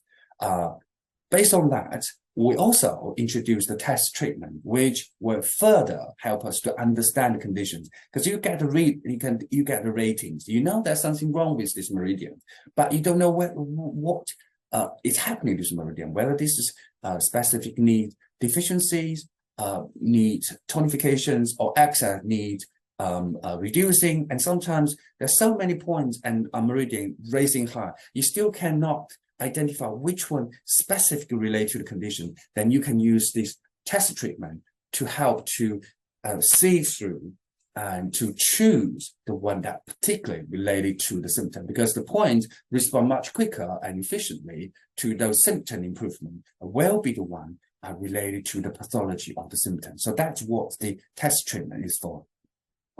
And also we introduce the qi regulation technique to help to do those specific meridian adjustment treatment and balancing treatment with a specific technique. And based on these meridians, we also developed a system of herbal and formulas assistance. They're all coming from those classic books like Shanghan, Jingui, and also the later on classics. When we combine the understanding of meridians and also the especially meridian the formulas, we are able to get a full collection of and a more structured formula book for practitioners to develop their own practice into the relations between the meridians and the meridian, the formulations. I think just to give a quick case study to help us to understand a bit more about this Xinzhen technique. This is a case of narcolepsy. So, 症发性嗜睡 is a specific conditions that relate to the unexplainable sudden case of falling asleep, right? So this is about a year, the patient, before 4 years ago, and the lady came with fibromyalgia, and which were treated nicely within 6 months, and the condition was better. However, this time it developed a further more severe conditions, which means she easily falling asleep after eating. And normally it has to, stop her doing anything, and she falls asleep for an hour or two, and sometimes 2 to 3 hours to be able to get back to, to ordinary functions. It's particularly worse after breakfast, 10 to 11 o'clock a.m. or after lunch, and sometimes you find a very struggle. And after test, the Western medicine said this is a narcolepsy. They cannot provide any possible treatment for her because that still remain unexplainable. So apart from that, also the lady had, muscle aches, pretty much like fibromyalgia 4 years ago. She started to develop again, and it get better. Those muscle aches and heaviness get better after moving about. Okay. She at the same time she also feel cold feet and cold hands, and bowel movements occurring once a day, formed, and sleeping sometimes good, sometimes bad, just the ordinary. And our tongue looking thin, slim, and tooth marks, and thin white coating. Some certain area was peeled, and there wasn't much of a sublingual developing. Her pulse was right side, superficially very weak, medium way, that was thin, wiry, and slippery, rapid, and deep down, that was very weak. And on the left side, it was superficially was weak, medium level, that was on the trend level, that was weak. However, the one middle level, middle positions was thin, wiry, and slippery. And then deep down, it will find out the rear position, the chi was slippery and wiry. But however, because of the time limit, we won't be able to explain too much of those reading with tongue and pulse, which in Xunzhen technique, we also have our own different series about this. I can only just explain that what we did in this case, we palpate on the meridians. We found out the yang meridian with the pangguang. So the bladder meridian that was on the right side, 9 out of 10, very high, and stomach meridian left and equal to right, 10, even higher. Large intestine, 11, that was left equal to the right, 10 as well. So among all the 6 yang meridian, there are 3 yang meridians. Yang meridian have a very high, close to 10 readings, which normally means this is in trouble. Okay, and yin meridian, we also have kidney 6, left equal to right, 10, and also kidney 10 equal left side 10, and also very hollow. And liver meridian, the liver 8 was left side 10 and hollow, 3 pluses, and heart meridian 3 left side 10, lung 10, and then all the others not much to mention apart from this spleen 10 have 2 pluses, which just means hollowness, medium level of hollowness. So as I say, every condition in Xunzhen technique, we believe is coming from 3 pillars, so 3 dimensions: yang meridian disease, yin meridian diseases, and secondary pathology. We found out the one closer to 10 as more problematic. You can see a lot of them happening with the yin meridian as well as the yang meridian. So therefore, our reading are based on those left and right yin and yang readings. We understand this is first is to do with yang meridian. You have the wind, cold, and damp stacking in taiyang and yangming, so bladder and large intestine, stomach, and also turning heat because left and right equal some of these, so turning to heat. And also secondary is the yin meridian. We have those liver, kidney, heart, and lung, both yin deficiency with the heat turning. So in burning heat. So cold outside, hot inside is completely a very typical complicity of clinical situation. Based on this reading, we give a formula, which is based on the Gegentang and the Maxing Shigan, and also the blood tonic and some heat reducing. And also we have like stringent, so 25 qi, 25 yin, but at the same time dispersing the cold and damp in the yangming and taiyang. So with this formula, we give her for about 10 days, and the patient report back the sleepiness, the narcolepsy was greatly reduced. And then she reported initially she was having whole day, the whole body, like, loss of strength and very weak and won't be able to move. But although she still feels sleepy and tired, but after taking the herbs, she was able to move properly and function. Okay, and then also 4 weeks later, the sleepiness only happened after lunch. Mornings better, and also the duration of time was reduced by half, or even like on 2/3 of that. So it's only lasted about half up to an hour time, and she was so much better. And after about 2.5 months, and the patient completely recovered, the narcolepsy was gone. So this is a typical case of the Xunzhen technique to help us to identify those external, internal, yin and yang, and hot and cold, and excess deficiency. All the ideas and thought and theory in Xunzhen technique, all coming from the Huangdi, Neijing, and Nanjing, all the classic of TCMs, and also based on the experience and knowledge of our ancestors like Shanghan, Jingui, and Wenbing.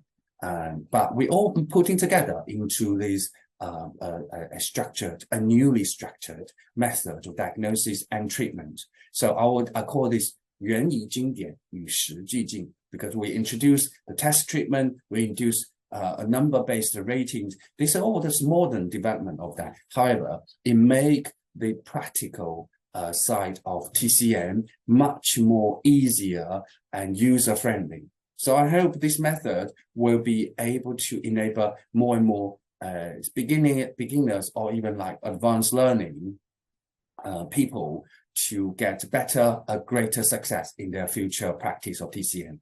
Thank you very much.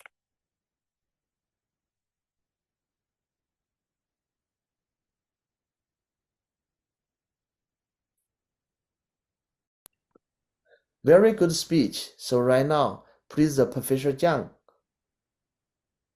give some comment. Excellent talking about Dr. Ye. Also, you are new face, but you have the new idea for the TCM in the follow the meridian range to our diagnosis and treatment.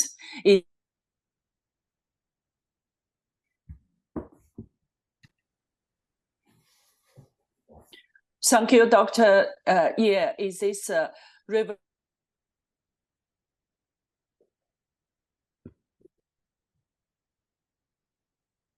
acknowledge? So although he a lot of the professional social acknowledge treating and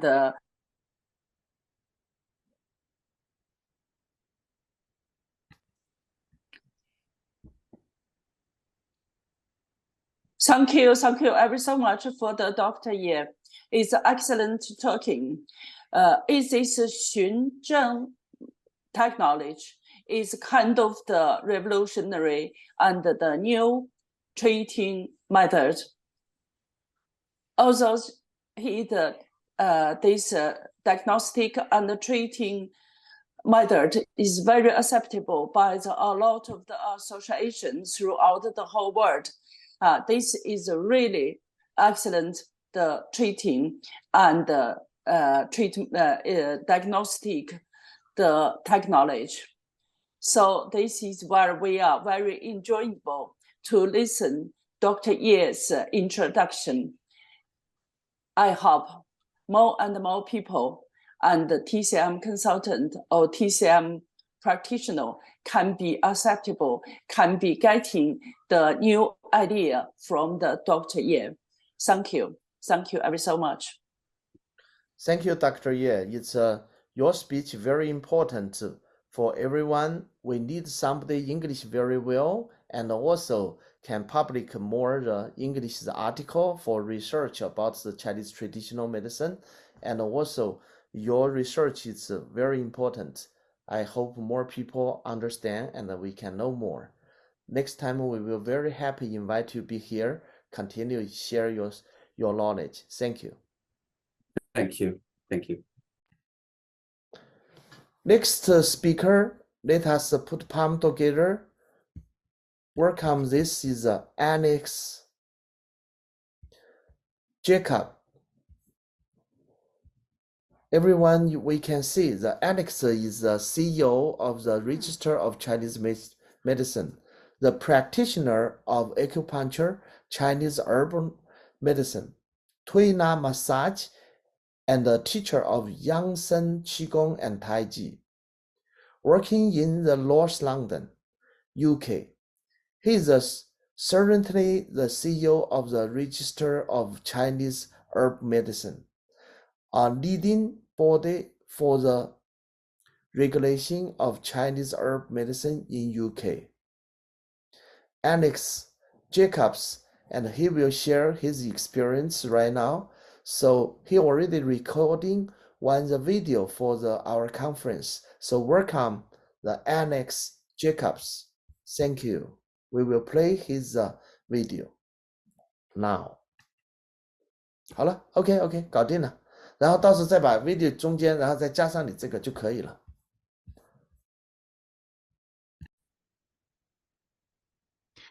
Greetings from the UK. My name is Alex Jacobs. I am an acupuncturist and Chinese herbalist, Tuina massage practitioner, Qigong and Tai Chi teacher from the United Kingdom. I'm also the chief executive of the Register of Chinese Herbal Medicine, which is the leading body of voluntary regulation for Chinese herbal medicine in the UK.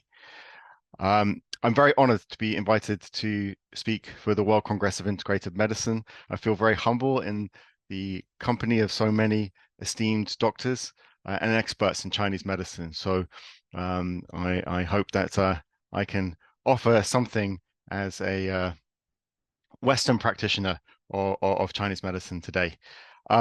So my topic is using the disease category Shan in the treatment of chronic pelvic pain. Now, chronic pelvic pain is a modern disease category, often referred to as chronic pelvic pain disorder or chronic prostatitis. And it's often characterized as pain in the pelvic or genital region. But it's something that the chronicness of it is related to the fact that there are usually nothing will come up in tests and scans. So there are no other urinary, bowel, digestive, or menstrual symptoms, no other comorbidities, and all biomedical investigations find nothing. And what's quite interesting is that I've come to understand that this is the same very often for Shan disorder, which can be characterized by pain in the pelvic or genital region, but with no other associated causes or symptoms. So this is something that I find very interesting. It was the subject of some research that I did in 2012, where I interviewed the population of the UK, Chinese medicine practitioner population of the UK. What I found was that amongst non-native speakers of Chinese or non-Asian heritage practitioners, very few were even aware of the term Shan, and much fewer than that actually demonstrated that they had any understanding of the term. What was interesting is that the Chinese practitioners in the UK were aware of the term Shan, but they were significantly more likely to conflate it, saying that it was exclusively inguinal hernia. And so I wanted to find out why this was. Now, I think that there's a lot of confusion over history of Shan, right from the beginning, right from its mention in the Wuxia Bingfang, it's mentioned in the Huangdi Neijing, and there was a lot of confusion and disagreement over this term, over the history of Chinese medicine. It also has overlap with other disease terms, like, for example, Bentun Shan Qi, running piglet Qi. There's been a lot of terminology, which we'll look at later. And there was an influence of Western medical terminology too, in specifically that the word for inguinal hernia became Shan Qi. And I think that that influenced a number of people who started to think that it was only inguinal hernia. Later on, there was the movement to synthesize terms and develop the modern disease categories and pattern names that we have today. And then there were editorial decisions of different 内科, joining 内科学 manuals. And these decisions influenced the translation into English. And so when it arrived into English specifically, which is what I understand most, you'll see that there's been a lot of confusion. And one of the things that's interesting to highlight is that if you look at the different 中医内科学 textbooks, if you look on the one on the left, that one does not include the term shan at all. It's not in there. However, the one on the right does, and it has a whole chapter on shan.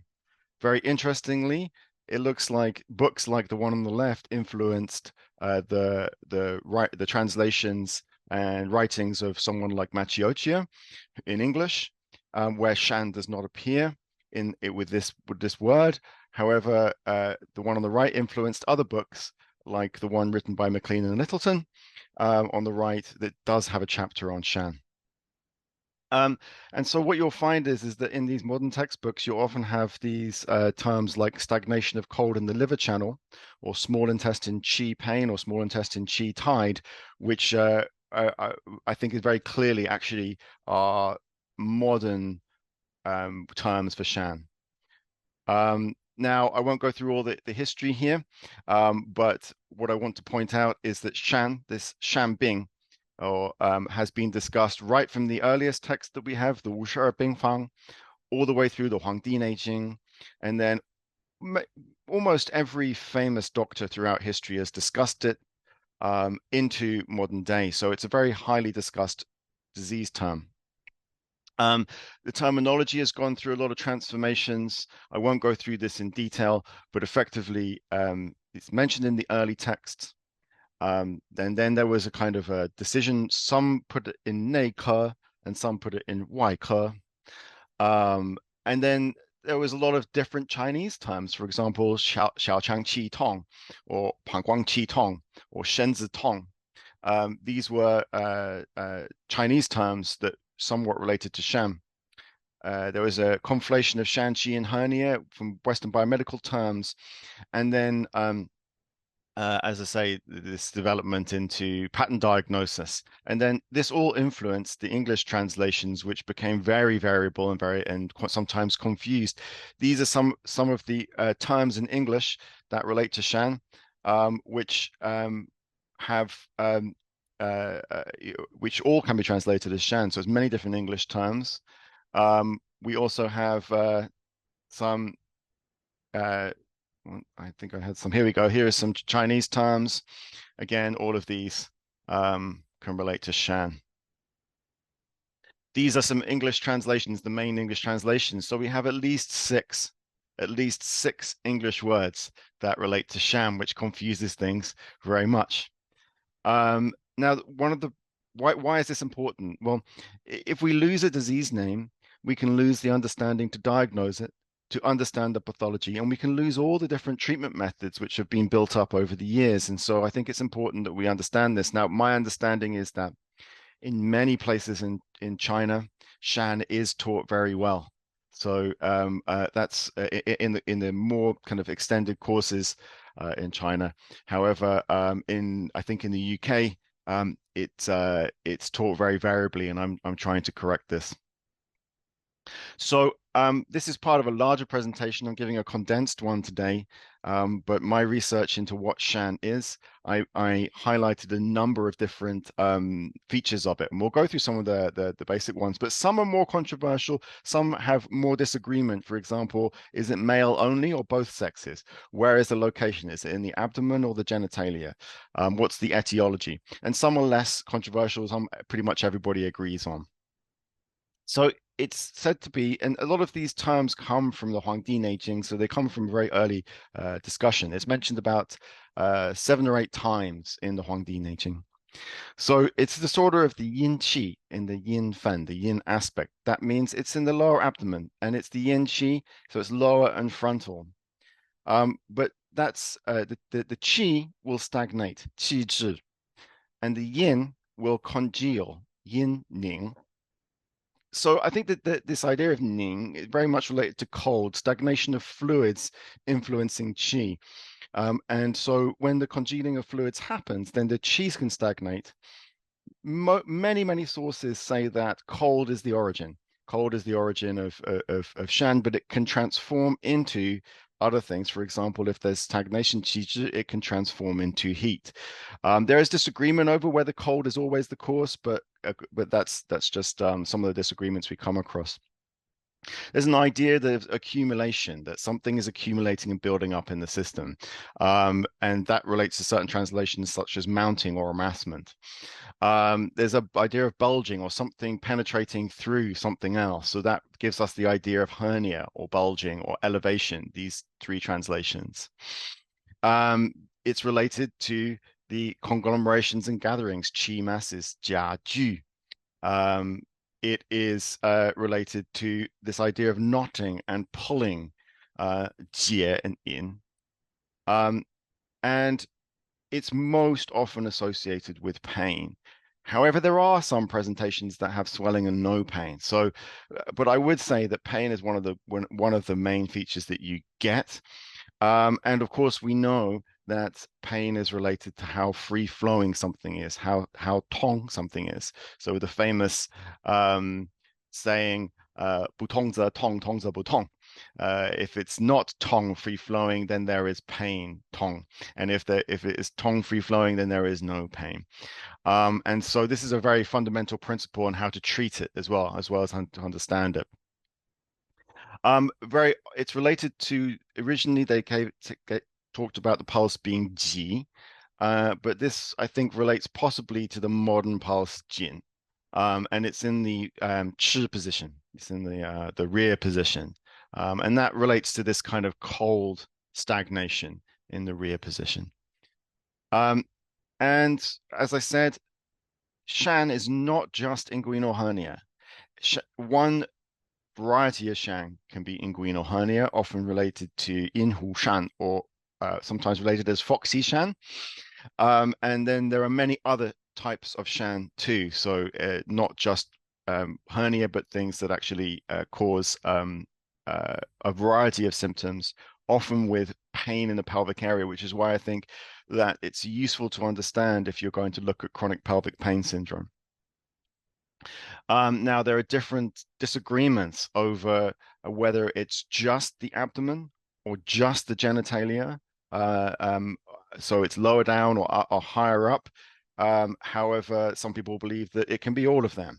And so I don't take a position on this. I just think, well, what are all the places where it could occur? What are all the places where the yin fluids can congeal, causing qi stagnation in the lower abdomen and genitalia? And there's a question over whether it's male only or female too. What's interesting, right back in the Huangdi Neijing Su Wen, you have this quote. So in males, when it's caused, it's the internal knottings in the 7 shan. In females, these are jia and ju below the belt. So there's an idea that actually the same pathology really is causing illnesses in both men and women. And there is a mention of the term shan jia, which is, of course, shan and jia. So it's kind of the male and female together. So and when you think about the location of this problem within the testes, well, the anatomical equivalent in women is the ovaries. And so there's an idea that maybe this is a problem that can affect the ovaries in women. So these are different ideas. I would say that as you see later, I think that it can affect both, and the treatment methods can be useful for both. The case example I have later is female. So there are all these different anatomical aspects of the lower abdomen, from the pubic symphysis to the area of the inguinal hernia, to the large intestine, to the small intestine, to the bladder. So I drew this diagram to incorporate all the possible areas where we could potentially see shan. And so interestingly, some do discuss that it can go above the umbilicus. So it's not just below the umbilicus, and it goes all the way down to include the genitals as well. So treatment, and diagnosis, how do we differentiate it from other illnesses? Well, there is an overlap with these symptoms with lots of other things. For example, menstrual pain, abdominal masses, abdominal fullness, Lynn syndrome and urinary issues, constipation, diarrhea, food stagnation. So one time when we can actually start to think maybe we've got a case of Shan is that when you have some kind of pelvic pain in a patient that has no other comorbidities, that doesn't have any menstrual relationship, doesn't have, abdominal masses and things like that. Now, one of the, however, in a lot of the literature, they do actually talk about the relationship between urinary issues and the small intestine and bladder organs as well. So you can absolutely have overlap. You could have Shan plus something else. And you'll see that, for example, Wuling San is very often included in Shan formulas if there's some kind of urinary disorder. Okay. So, but the essence of the pathology is this: it's the yin qi and the yin fen. It's congealing and stagnation. It's something accumulating. It's knotting and inducting, and pain or swelling. This can be caused by anything that disrupts flow in the area. So when we look at the treatment methods of Shan, it can help us to treat anything that is caused by a disruption in flow of qi and fluids in the pelvis. So they're quite useful treatment methods. It's primarily disorder of qi. Zhang Jiebin, famously, he said this phrase: to treat Shan, one must treat qi. This is why the disease is named Shan Qi, named for a reason. Cold has cold qi, heat has hot qi, damp has damp qi, counterflow has counterflow qi. Qi in the yang aspect has qi within qi, qi in the yin aspect has qi within blood. When the qi is replete, one must break the qi. When the qi is vacuous, one must supplement the qi. So we use qi medicinals. And what does this mean? So herbs that are often used, well, bitter ones are used, particularly very bitter ones like juhe, and are used to drive the qi down and through into the lower abdomen, and to get really into the testes to treat testicular issues. Very often very bitter herbs are used to get down there. Now, we also use acrid and aromatic herbs to get the qi moving. They're often warm because the primary etiology is often cold, and they affect the liver and stomach channels. Although Zhang Jiebin said that any meridian that goes through the pelvis can be affected, because when there's stagnation, it can build up. It's often talked about as a Ren channel pathology as well, Ren-Mai pathology. Some of the medicinals are toxic as well because they have a toxicity. Toxic medicinals have a good affinity to eliminate pathogenic fluid. So one of the key ones, the two key ones here are Chuanlianzi and Xiaohuixiang. These two medicinals you find in many of the formulas. Chuanlianzi regulates the qi and stops pain, and Xiaohuixiang is acrid and aromatic and warm, and also moves the qi. Often some people, I've heard it said that Xiaohuixiang goes to the small intestine and Chuanlianzi goes to the bladder. And you can hear this quote here that Shan disorders and Jiaju are all due to cold fettering, a heat pathogen. In most cases, the pain is tugging and drawing. Releasing this complex of interlocked pathogens requires the bitter cold of Chuanlianzi coupled with the acrid heat of Xiaohuixiang. Zhizi is often added if there is excess heat from stagnation. Yanhu Suo is added if there is blood stasis. So you and Chuanlianzi jia Yanhu Suo, there's a formula called Jinlinzi San, which is the combination of those two. And then a whole host of other kind of warm, acrid, qi moving herbs. And so there's we can go in, we won't go into all of them today, but just to give you an idea. There's also these downward moving herbs, some of them quite bitter. And you have blood stasis herbs as well that often pop up in the formulas. Some herbs are used to soften masses of blood, like blood and phlegm herbs. This is a brief overview of formulas and diagnoses that are used, but we're going to go on to, and this is here one formula we're going to reference in a moment for excess cold, but we'll get on to the case. So the lady that I saw was female, 47, had abdominal pain. She had pain on the left lower side of the abdomen 4 to 5 times a day, sharp, fixed, lasting 5 minutes each time. It's been going on 3 years, gradual onset from a sedentary secretary job. Now, interestingly, biomedical investigations, including scans and blood tests, found nothing.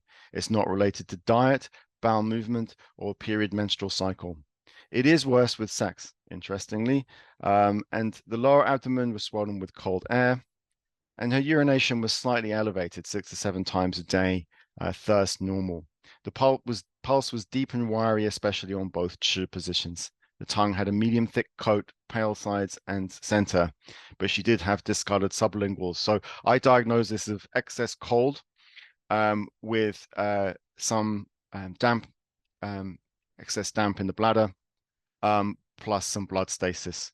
And so the formula that I gave was a mix, was some herbs, not all of them, some herbs from jiao gui tang, all kind of warming and qi moving.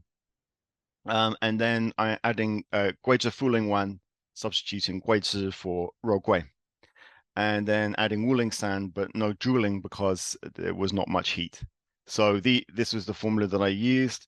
And interestingly, in the first week, the pain reduced to 0 to once a day after being 4 to 5 times a day. And in the second week, the pain reduced to 0 and she didn't come back.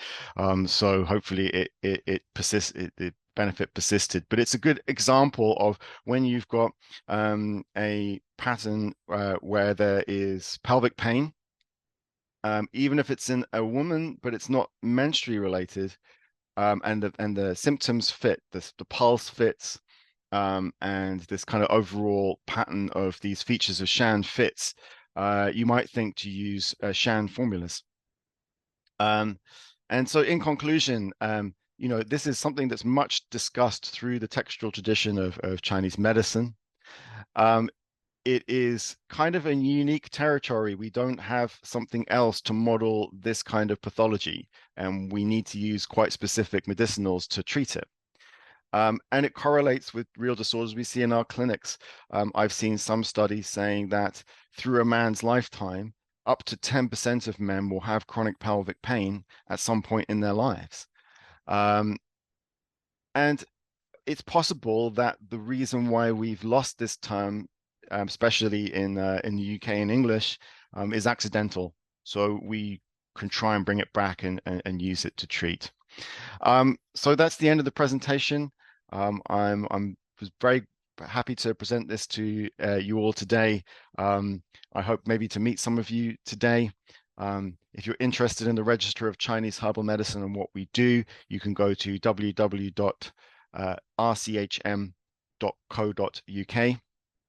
And I would be very much happy to communicate you. You can email me at Alex Jacobs, alexjacobs.ceo@rchm.co.uk. Thank you very much. Thank you, Alex. Oh. Thank you, Alex. You have excellent speaking. You know about the civic inflammatory disease is a kind of the common condition, and also the conventional medicine and the traditional medicine also is not very easy to arrange and treatment for the disease in this kind of the area. So you are pioneer to produce this kind of the new treating idea, follow the Shan's concept to diagnosis and arrange the treatment is this kind of the new idea. Your experience to give beneficial for all of our listening. Thank you ever so much. Thank you for Alex to share your experience here. Thank you, the Annex. And we hope next time you can come and share more. What's your experience? We need you because your English good, you understand Chinese, the culture, you understand Chinese medicine. Thank you, the annex. Next speaker will be the Hui Li, and she is a very good doctor. Now let us share her the introduce the PPT. She's the bio here, and let us see. She is a PhD of the traditional Chinese medicine acupuncture. She is currently the president of the British Alumni Association of the Heilongjiang University of the Chinese Medicine. She used to be a associate professor of the Heilongjiang University of Chinese Medicine. She served as the academic executive of the Association of Traditional Chinese Medicine in the UK, ATCM, for the 3 years. So let us put the palm together. Welcome the Dr. Hui Ye. She will showing you her already recording the video for the conference. Welcome. 好了，这一段就录了，然后就你点评。好。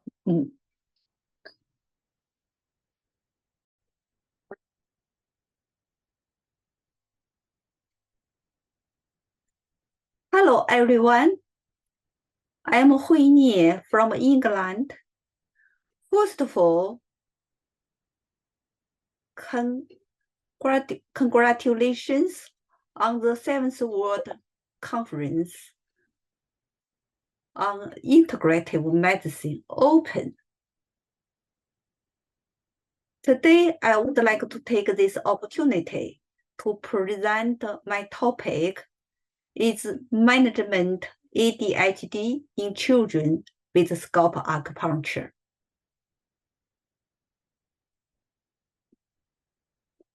What is scalp acupuncture?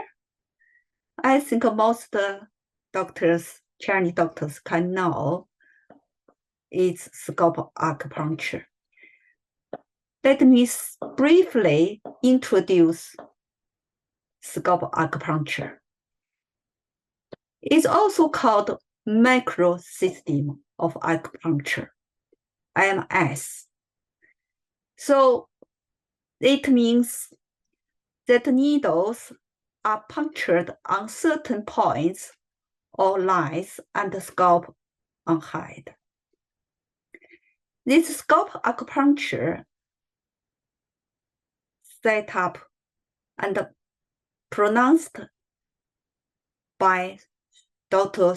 Sun Fajiu in 1971, and also another Chinese doctor present their different kind of scalp acupuncture, like Dr. Fang, something. And also in 1989, the 14-point scalp acupuncture has been authorized by WFAS, World Federation Acupuncture and Massage Society. So today I would like to introduce 14-point scalp acupuncture. I use this system to treat ADHD. Anyway, scalp acupuncture is mainly used for brain-related diseases for some problem. What is ADHD? It means attention-deficit hyperactivity disorder. It's very common in children. So today I introduce my treatment to ADHD in children.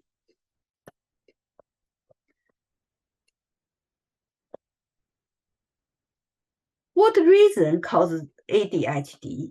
so far unknown. So many doctors and medical researchers, we don't know what reason caused that ADHD. Currently, we think might be due to genetics. Most doctors think the reason might be due to genetics, and also some other reasons like brain injury, environmental risks. So due to women pregnancy, smoke, drinking, and also some child ADHD from premature delivery and low birth weight.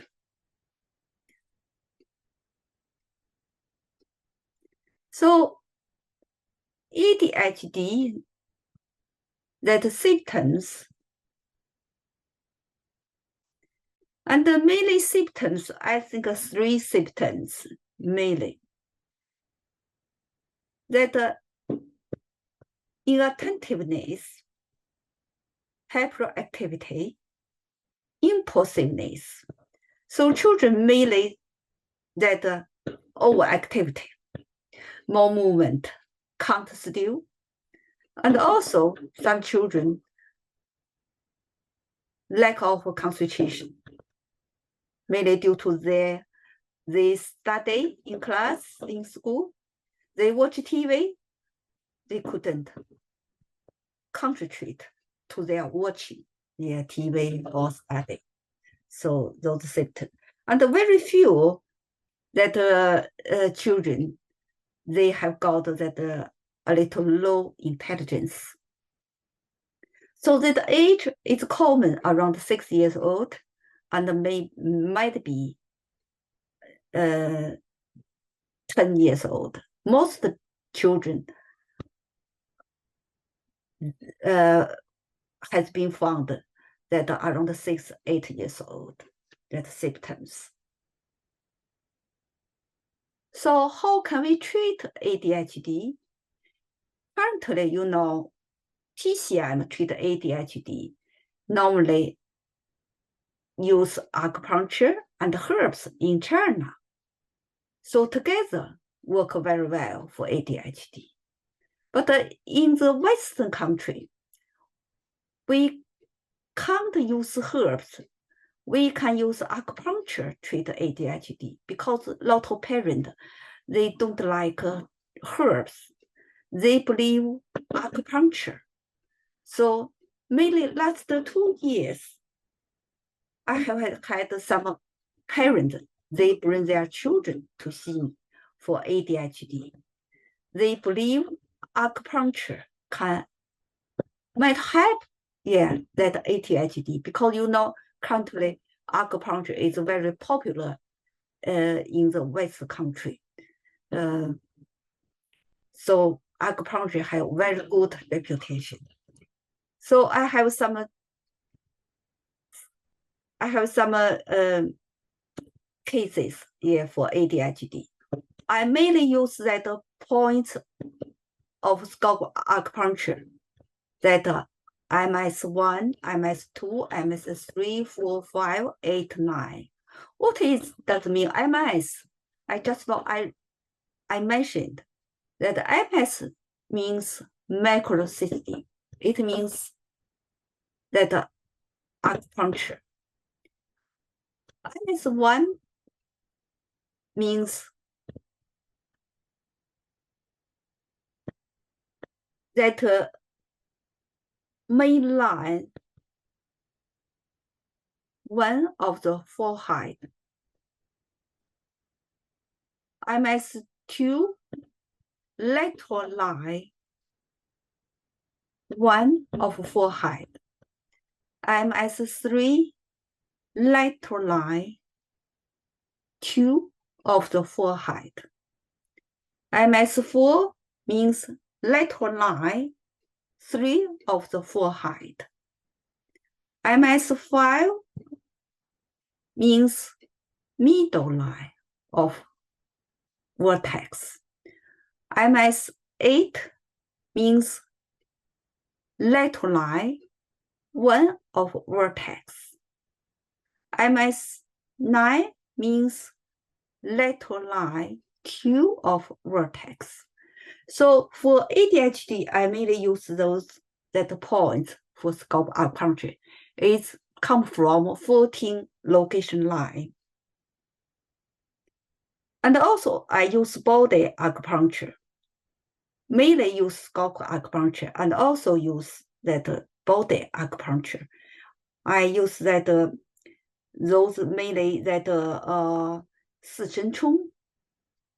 Some children I use that heart channel number 7, but some children I use that liver channel number 3, depend on children's conditions. So which body acupuncture I can choose, select. I don't select all that points of body acupuncture. So that the time remain needles, normally 30 or 40 minutes. During remaining needles, we can use some technique. Normally depend the children response. Some children scare needles. We can't use stronger technique. If some children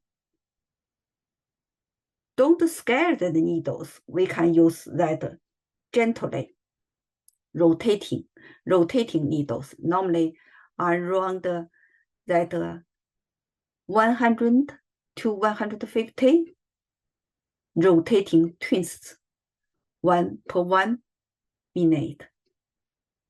So how does that work, scalp acupuncture for ADHD? I think that the mechanism is mainly that scalp acupuncture can replenishing the bone marrow in the brain, nourishing the heart and calming the mind. So I think those reasons are. So we can see that picture. That picture we can see that the picture. We can see that picture that MS1 the middle. Yeah, MS1 is the middle line of forehead, and MS2 lateral line 1 of the left lateral line 1 of the forehead, and the MS3 lateral line 2 of the forehead, and MS4 lateral line 3 of the forehead. And also we can see that this second picture elongated. MS8, MS9, MS8, MS9, MS8. Normally from that Jingying, that point, it's called MS8 lateral line 1 of the vertex. So we can see MS9 is called lateral line 2 of the vertex. Start points like Chenglin points. So that points location.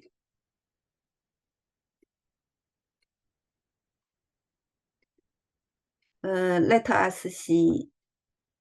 Let me introduce that cases 1 and 2. So let me introduce the first case. Last year I have that case that that boy, 8 years old boy, his parent bring that boy to see me, came my clinic. That boy mainly problem that parent complaint, hyperactivity in attentions, and also that boy mainly problem, so that his study is not very well. It means that not very clever, intelligence a little low. So his parent worry about that boy study. So because that boy always his test in school is the last in his class. So other things that the boy is normal. And I give this boy examination that everything okay, like speak fluid, neurological check is normal. So according to Chinese medicine TCM pattern, I give diagnosis that deficiency of heart and spleen, insufficient brain marrow, and the Western medicine diagnosis it's ADHD in children. I give these children treatment IMS-1, 3, 4, 5, 8, 9. And also I only give these children body acupuncture, this is 四神出 and heart channel 7. So remaining needles, every time remaining 30 or 40 minutes, and a total 20 sessions treatment that this boy get a big improvement. So study better, and also behave that hyperactivity is much better, more calming. And his parents very satisfied with acupuncture treatment. This is case 1. Let us look at the case 2. Case 2, that's this year. I have got this 8 years old that young patient. His parents bring him to my clinic. That boy is a little different first case. That boy mainly problem, hyperactivity, inattention, that behavior changes. So that children have lack of concentration, study, watch TV, not concentration to study, to watch TV, and also more activity. And other things that problem, his parent worry, his behavior changes. So what mean? So that a parent gave me, for example, that children normally if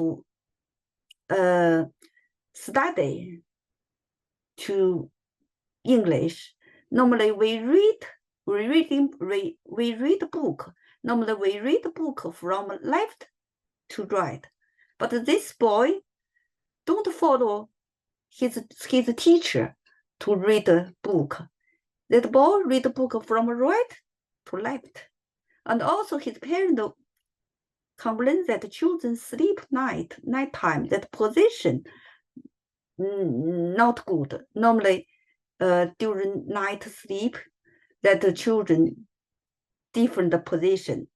So normally should hide another side, feed another side. But the morning when we wake up, that children different position, in turn that position. So his parent worry about that children things. And also that parent complain that the children balance not good because this boy play some sports that always their parent found that the boy have balance problem. But when I check that the boys that balance lumbar test, it's normal. So I think that the boy neurologic, that the brain no problem, that the organs no problem. So give children that the treatment, yes, still like a first case that I gave scalp acupuncture, IMS-1, 3, 4, 5, 8, 9. So, and also I gave a little more body acupuncture, 四神冲, heart channel number 7, liver channel 3, and spleen channel 6. So total give 5 session treatment. That the boy a little better. So their parent satisfied with the current treatment. This patient currently we continue. I continue give this patient treatment. So let me introduce how does scalp acupuncture work. So currently there are 5 kinds of hypothesized mechanisms. So most doctors think that scalp acupuncture it works because due to basic on cerebral anatomy and function. And also some doctors think that works due to the biology holography, like Dr. Fang's scalp acupuncture based on biology holography. And also my advisor, when I started the PhD scalp acupuncture, that degree, that my subject, that research, that scalp acupuncture in 1999, that time, my advisor, that Professor Yu Zhisun think that scalp acupuncture works due to magnetic field on the head. And also most Chinese doctors think scalp acupuncture work due to acupuncture meridian, due to TCM, basic TCM. And currently, some doctor like Dr. Ji from American, he think that acupuncture work due to cerebral blood flow. So let me summary. I think scalp acupuncture very good, very effective for ADHD in children. So from my cases, some cases we can see that very good result. And also, you know, that scalp acupuncture, when we do this, it's very simple to meditate, and also now some side effect.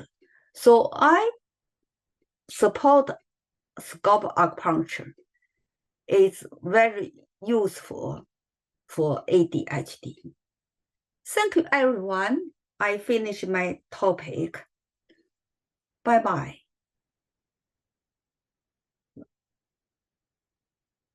Dr. Niehui. Thank you, Dr. Niehui. You have the excellent talking. We also know why Dr. Niehui is famous to practice in UK. She learned the scalp acupuncture from the professional Yu Zhishun is a famous TCM consultant in Heilongjiang University. So this is why she's systematic to learn the scalp acupuncture and accumulated more clinical experience in hospital and in the practice in UK for more than 20,000 years. So this is very special to treat it about many kind of the neurologic disease. For the clinic we saw around the paralysis, paralygia, or cerebral palsy, all of the neurologic condition, they also can treat it with excellent technology from the scalp acupuncture. So this is where today Dr. Niehui to share her experience to how practice TCM and the special scalp acupuncture in UK in here. So this is where can share her experience to all of us. Thank you, Dr. Niehui. Very good. Thank you, Dr. Yehui. Okay, everyone. So right now it's the last speaker for this session. She is Dr. Jiang. Because Professor Jiang is very famous in the UK, and today she will. But I still want to introduce a little more for her. So let us share the PPT. Then everyone can see. That is Dan Jiang the PPT. So she is a visiting professor of traditional Chinese medicine for the Beijing University, and TCM consultants of the Beijing University, and also the vice president and the secretary general of the All Europe Federation of Chinese Medicine specialist. So right now, let us put palm together. Welcome the Dr. Jiang coming to speak a little bit for your what you want to talk. So please, Dr. Jiang.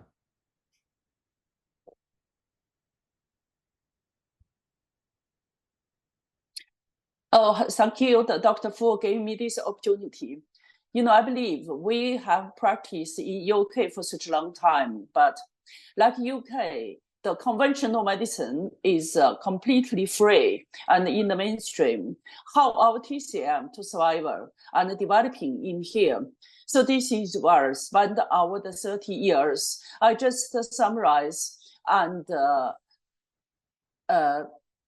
published our experience, how TCM to show our preferential treatment in the clinic. This is where today I was talking about this kind of the scope, which kind of the professional areas in our TCM preferential treatment. So this is where I believe if all of our the profession know our the preferential areas, then can be much better to show all of our beneficial and easily to like our to getting best clinical result. So this is where I believe this is a good idea to give the people to talking for our the preferential treatment, and also for some kind of the disease, conventional Western medicine preferential treatment. During this kind of the disease, how we making best beneficial from the TCM in our clinic to making best the benefit for our patients. I will be talking in today's. Thank you. Let us play the video. Ladies and gentlemen, whole world of TCM practitioner, acupuncturist, and all of the practitioner of complementary and alternative medical world. Thank you, all of you, to attend the 7th World Congress of Integrative Medicine. This is Dr. Dan Jiang, TCM practitioner in UK. Today, the topic is discussions on utilizing traditional Chinese medicine as a preferential treatments of disease in UK. We know since China's reform and open up, the TCM expert have been practiced in the overseas out of in China, initially to establishing and developing the presenters and developing in the Western country. Over the 30 years, our TCM has grown to considerable scale, become one of the most effective complementary and alternative therapeutic approaches. We know in UK, the alternative Western medicine is mainstream. They're free. So this is where, like a traditional Chinese medicine, like acupuncture, if we want to survive, if we want to develop in this country, we have to make sure our treatment objective or effective. So this is where, during this Western country, like UK, they have about more than 100 complementary and alternative therapists. We believe by now, traditional Chinese medicine is the best effective to grow up in this country. While TCM can be developing and can be practiced survive in this Western country. We say since the world. In the Western country, don't have any fighting or nobody is starving or is a poor life. Most people in the good life. So this is why making most people forced to show unsatisfactory to conventional Western medicine. If we have disease, have to treat it after you be diagnosed with organic disorder or any problem is life-threatening, which is conventional Western medicine preferential treated for. But actually, most people should be involved in the treatment before they be diagnosed with conventional Western medicine as an organic disease. Someone need to be serviced out of the house. That means most people need the treatment out of the house is before to be diagnosed organic disease. This is making our TCM and acupuncture and alternative treatment to have good opportunity to practice in here. So this is why we believe during the 30 years, we have to identify which way is a traditional medicine best suitable to treat, which way, how to manage the best way in our treatment to making the best effective to our patients. So this is why for the 30 more years practice in UK, I just to summarize my experience.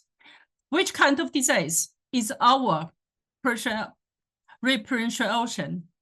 We prefer to have good effective to treat it. So this is why in here, I just report which way is a traditional medicine in the best way. Traditional medicine is a preferential treatment of the disease in UK. First, we said which kind of the disease which are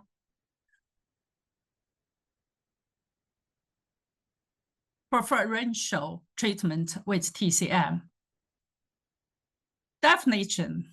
Disease, they are comprehensive understood in TCM series to show definite clinical effective in TCM clinical practice, can achieve effective results in short periods, can be completely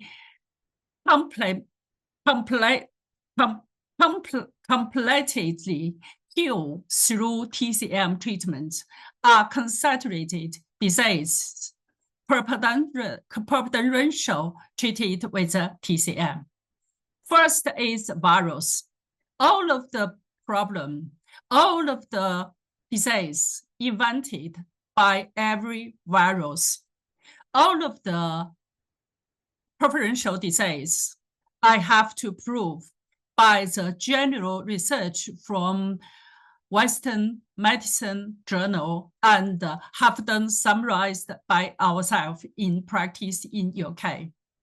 So we said for the COVID, it gave a good opportunity like our TCM to show good work because one group researcher from America and China, they gave the clinical research for the 6 kind of the Chinese herb formula to prove this herb has good work, had objective effective to antivirals, to good work to treat the COVID. And in UK, we have the volunteer TCM practitioner group. We had many TCM practitioners to summarize 156 cases, clarify them to the 2 groups. Over 45 years old as an observing group and 44 years old as a contrasting group. From our research, we observed the pre-exacted disease before they suffer COVID. Complication during they suffer COVID or triggered by coronavirus, and long COVID, post-syndrome of COVID. From our research, we notice most of the people in the over 45 years old group is remarkably different treated by traditional Chinese medicine. So this is where we can prove traditional Chinese medicine is best suited to treat it for every problem suffered with virus. So second kind of scope is the psychiatric disorder. Psychiatric disorder is common condition during the Western country. So after the COVID, this problem is getting more and more. So this is where we have done the 62 cases to give them acupuncture treated compared with the hasn't had acupuncture treated. Then we also notice the acupuncture group to control the psychiatric disorder and the rising up quality of life for the patients remarkably different. The third group is hormonal disorder to cause any infertility problem. So this is where we notice the TCM is using acupuncture and herbs follow menstrual cycles. It's like the ladies is re-regulate by acupuncture and herbs to making them each period of time to show the best function. Follow that way, we can promote the conceive and also promoting for the IVF treatment. The third group is a skin problem, dermatology disease. The dermatology disease, like atopic dermatitis, is a TCM practitioner making successful in London, making most of the patients with atopic dermatitis is chronic eczema be cured by the traditional Chinese herbal medicine. So in the UK, also Dr. Zhu to research for the most of the case after they be triggered or during suffered by the COVID, also herbal medicine can have been best result. And all of the patients during the preclinical condition, acupuncture and herbs follow to promote the cell function condition to healing this kind of condition, prevent this disease to transfer to the organic disorder, such as ME, myalgic encephalomyelitis, also be called the post-chronic fatigue syndrome. This disease can happen more and more to accident after the COVID. Acupuncture or herbs can give these patients do the best work. And all of the pain problem caused by the ligament, myocele, muscles, and soft tissue. This kind of the condition, we can notice acupuncture is the best suitable treatment. We have done the 74 cases, patients with the chronic neck pain. They involve the whiplash and all of the injury damage. So this is where acupuncture is best suited for this kind of the case. We also recognize some kind of the disease is conventional medicine is a preferential.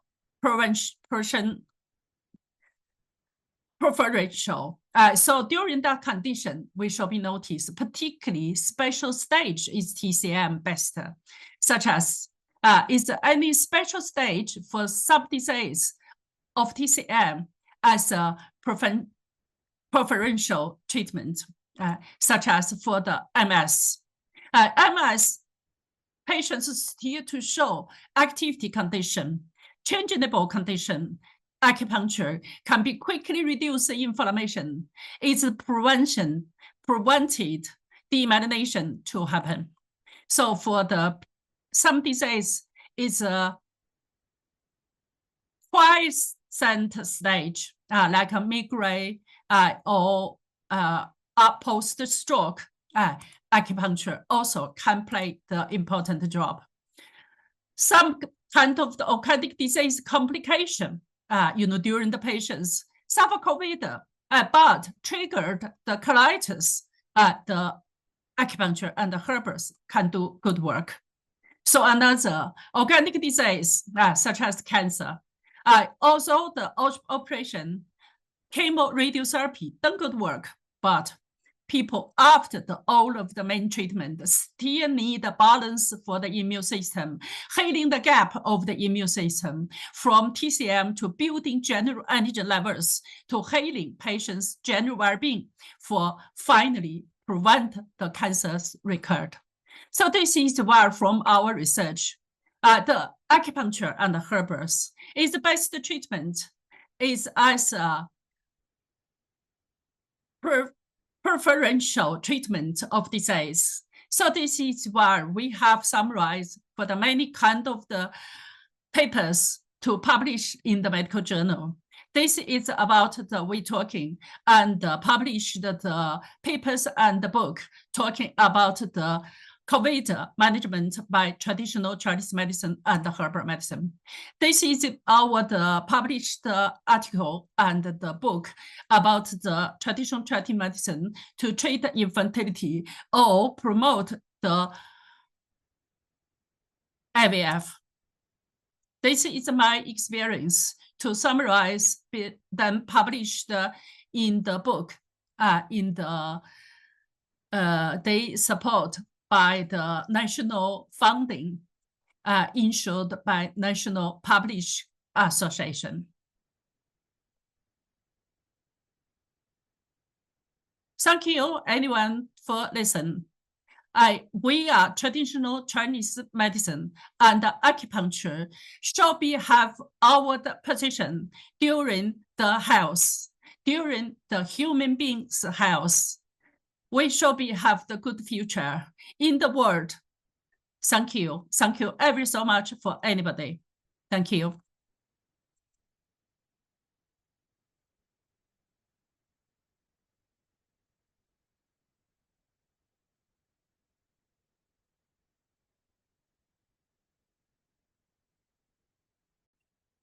Oh, wonderful speech, the Professor Jiang. She have a lot of experience with the acupuncture in the UK. So she have experience with the traditional Chinese medicine in China. So she can compare with East and West, and she can find which best the treatment can benefit the person, human being. It's better. So she talk about this. Which one is the best way to treat the patient? So I think we need doing the integrative medicine. It's a compact with the East and West of the medicine.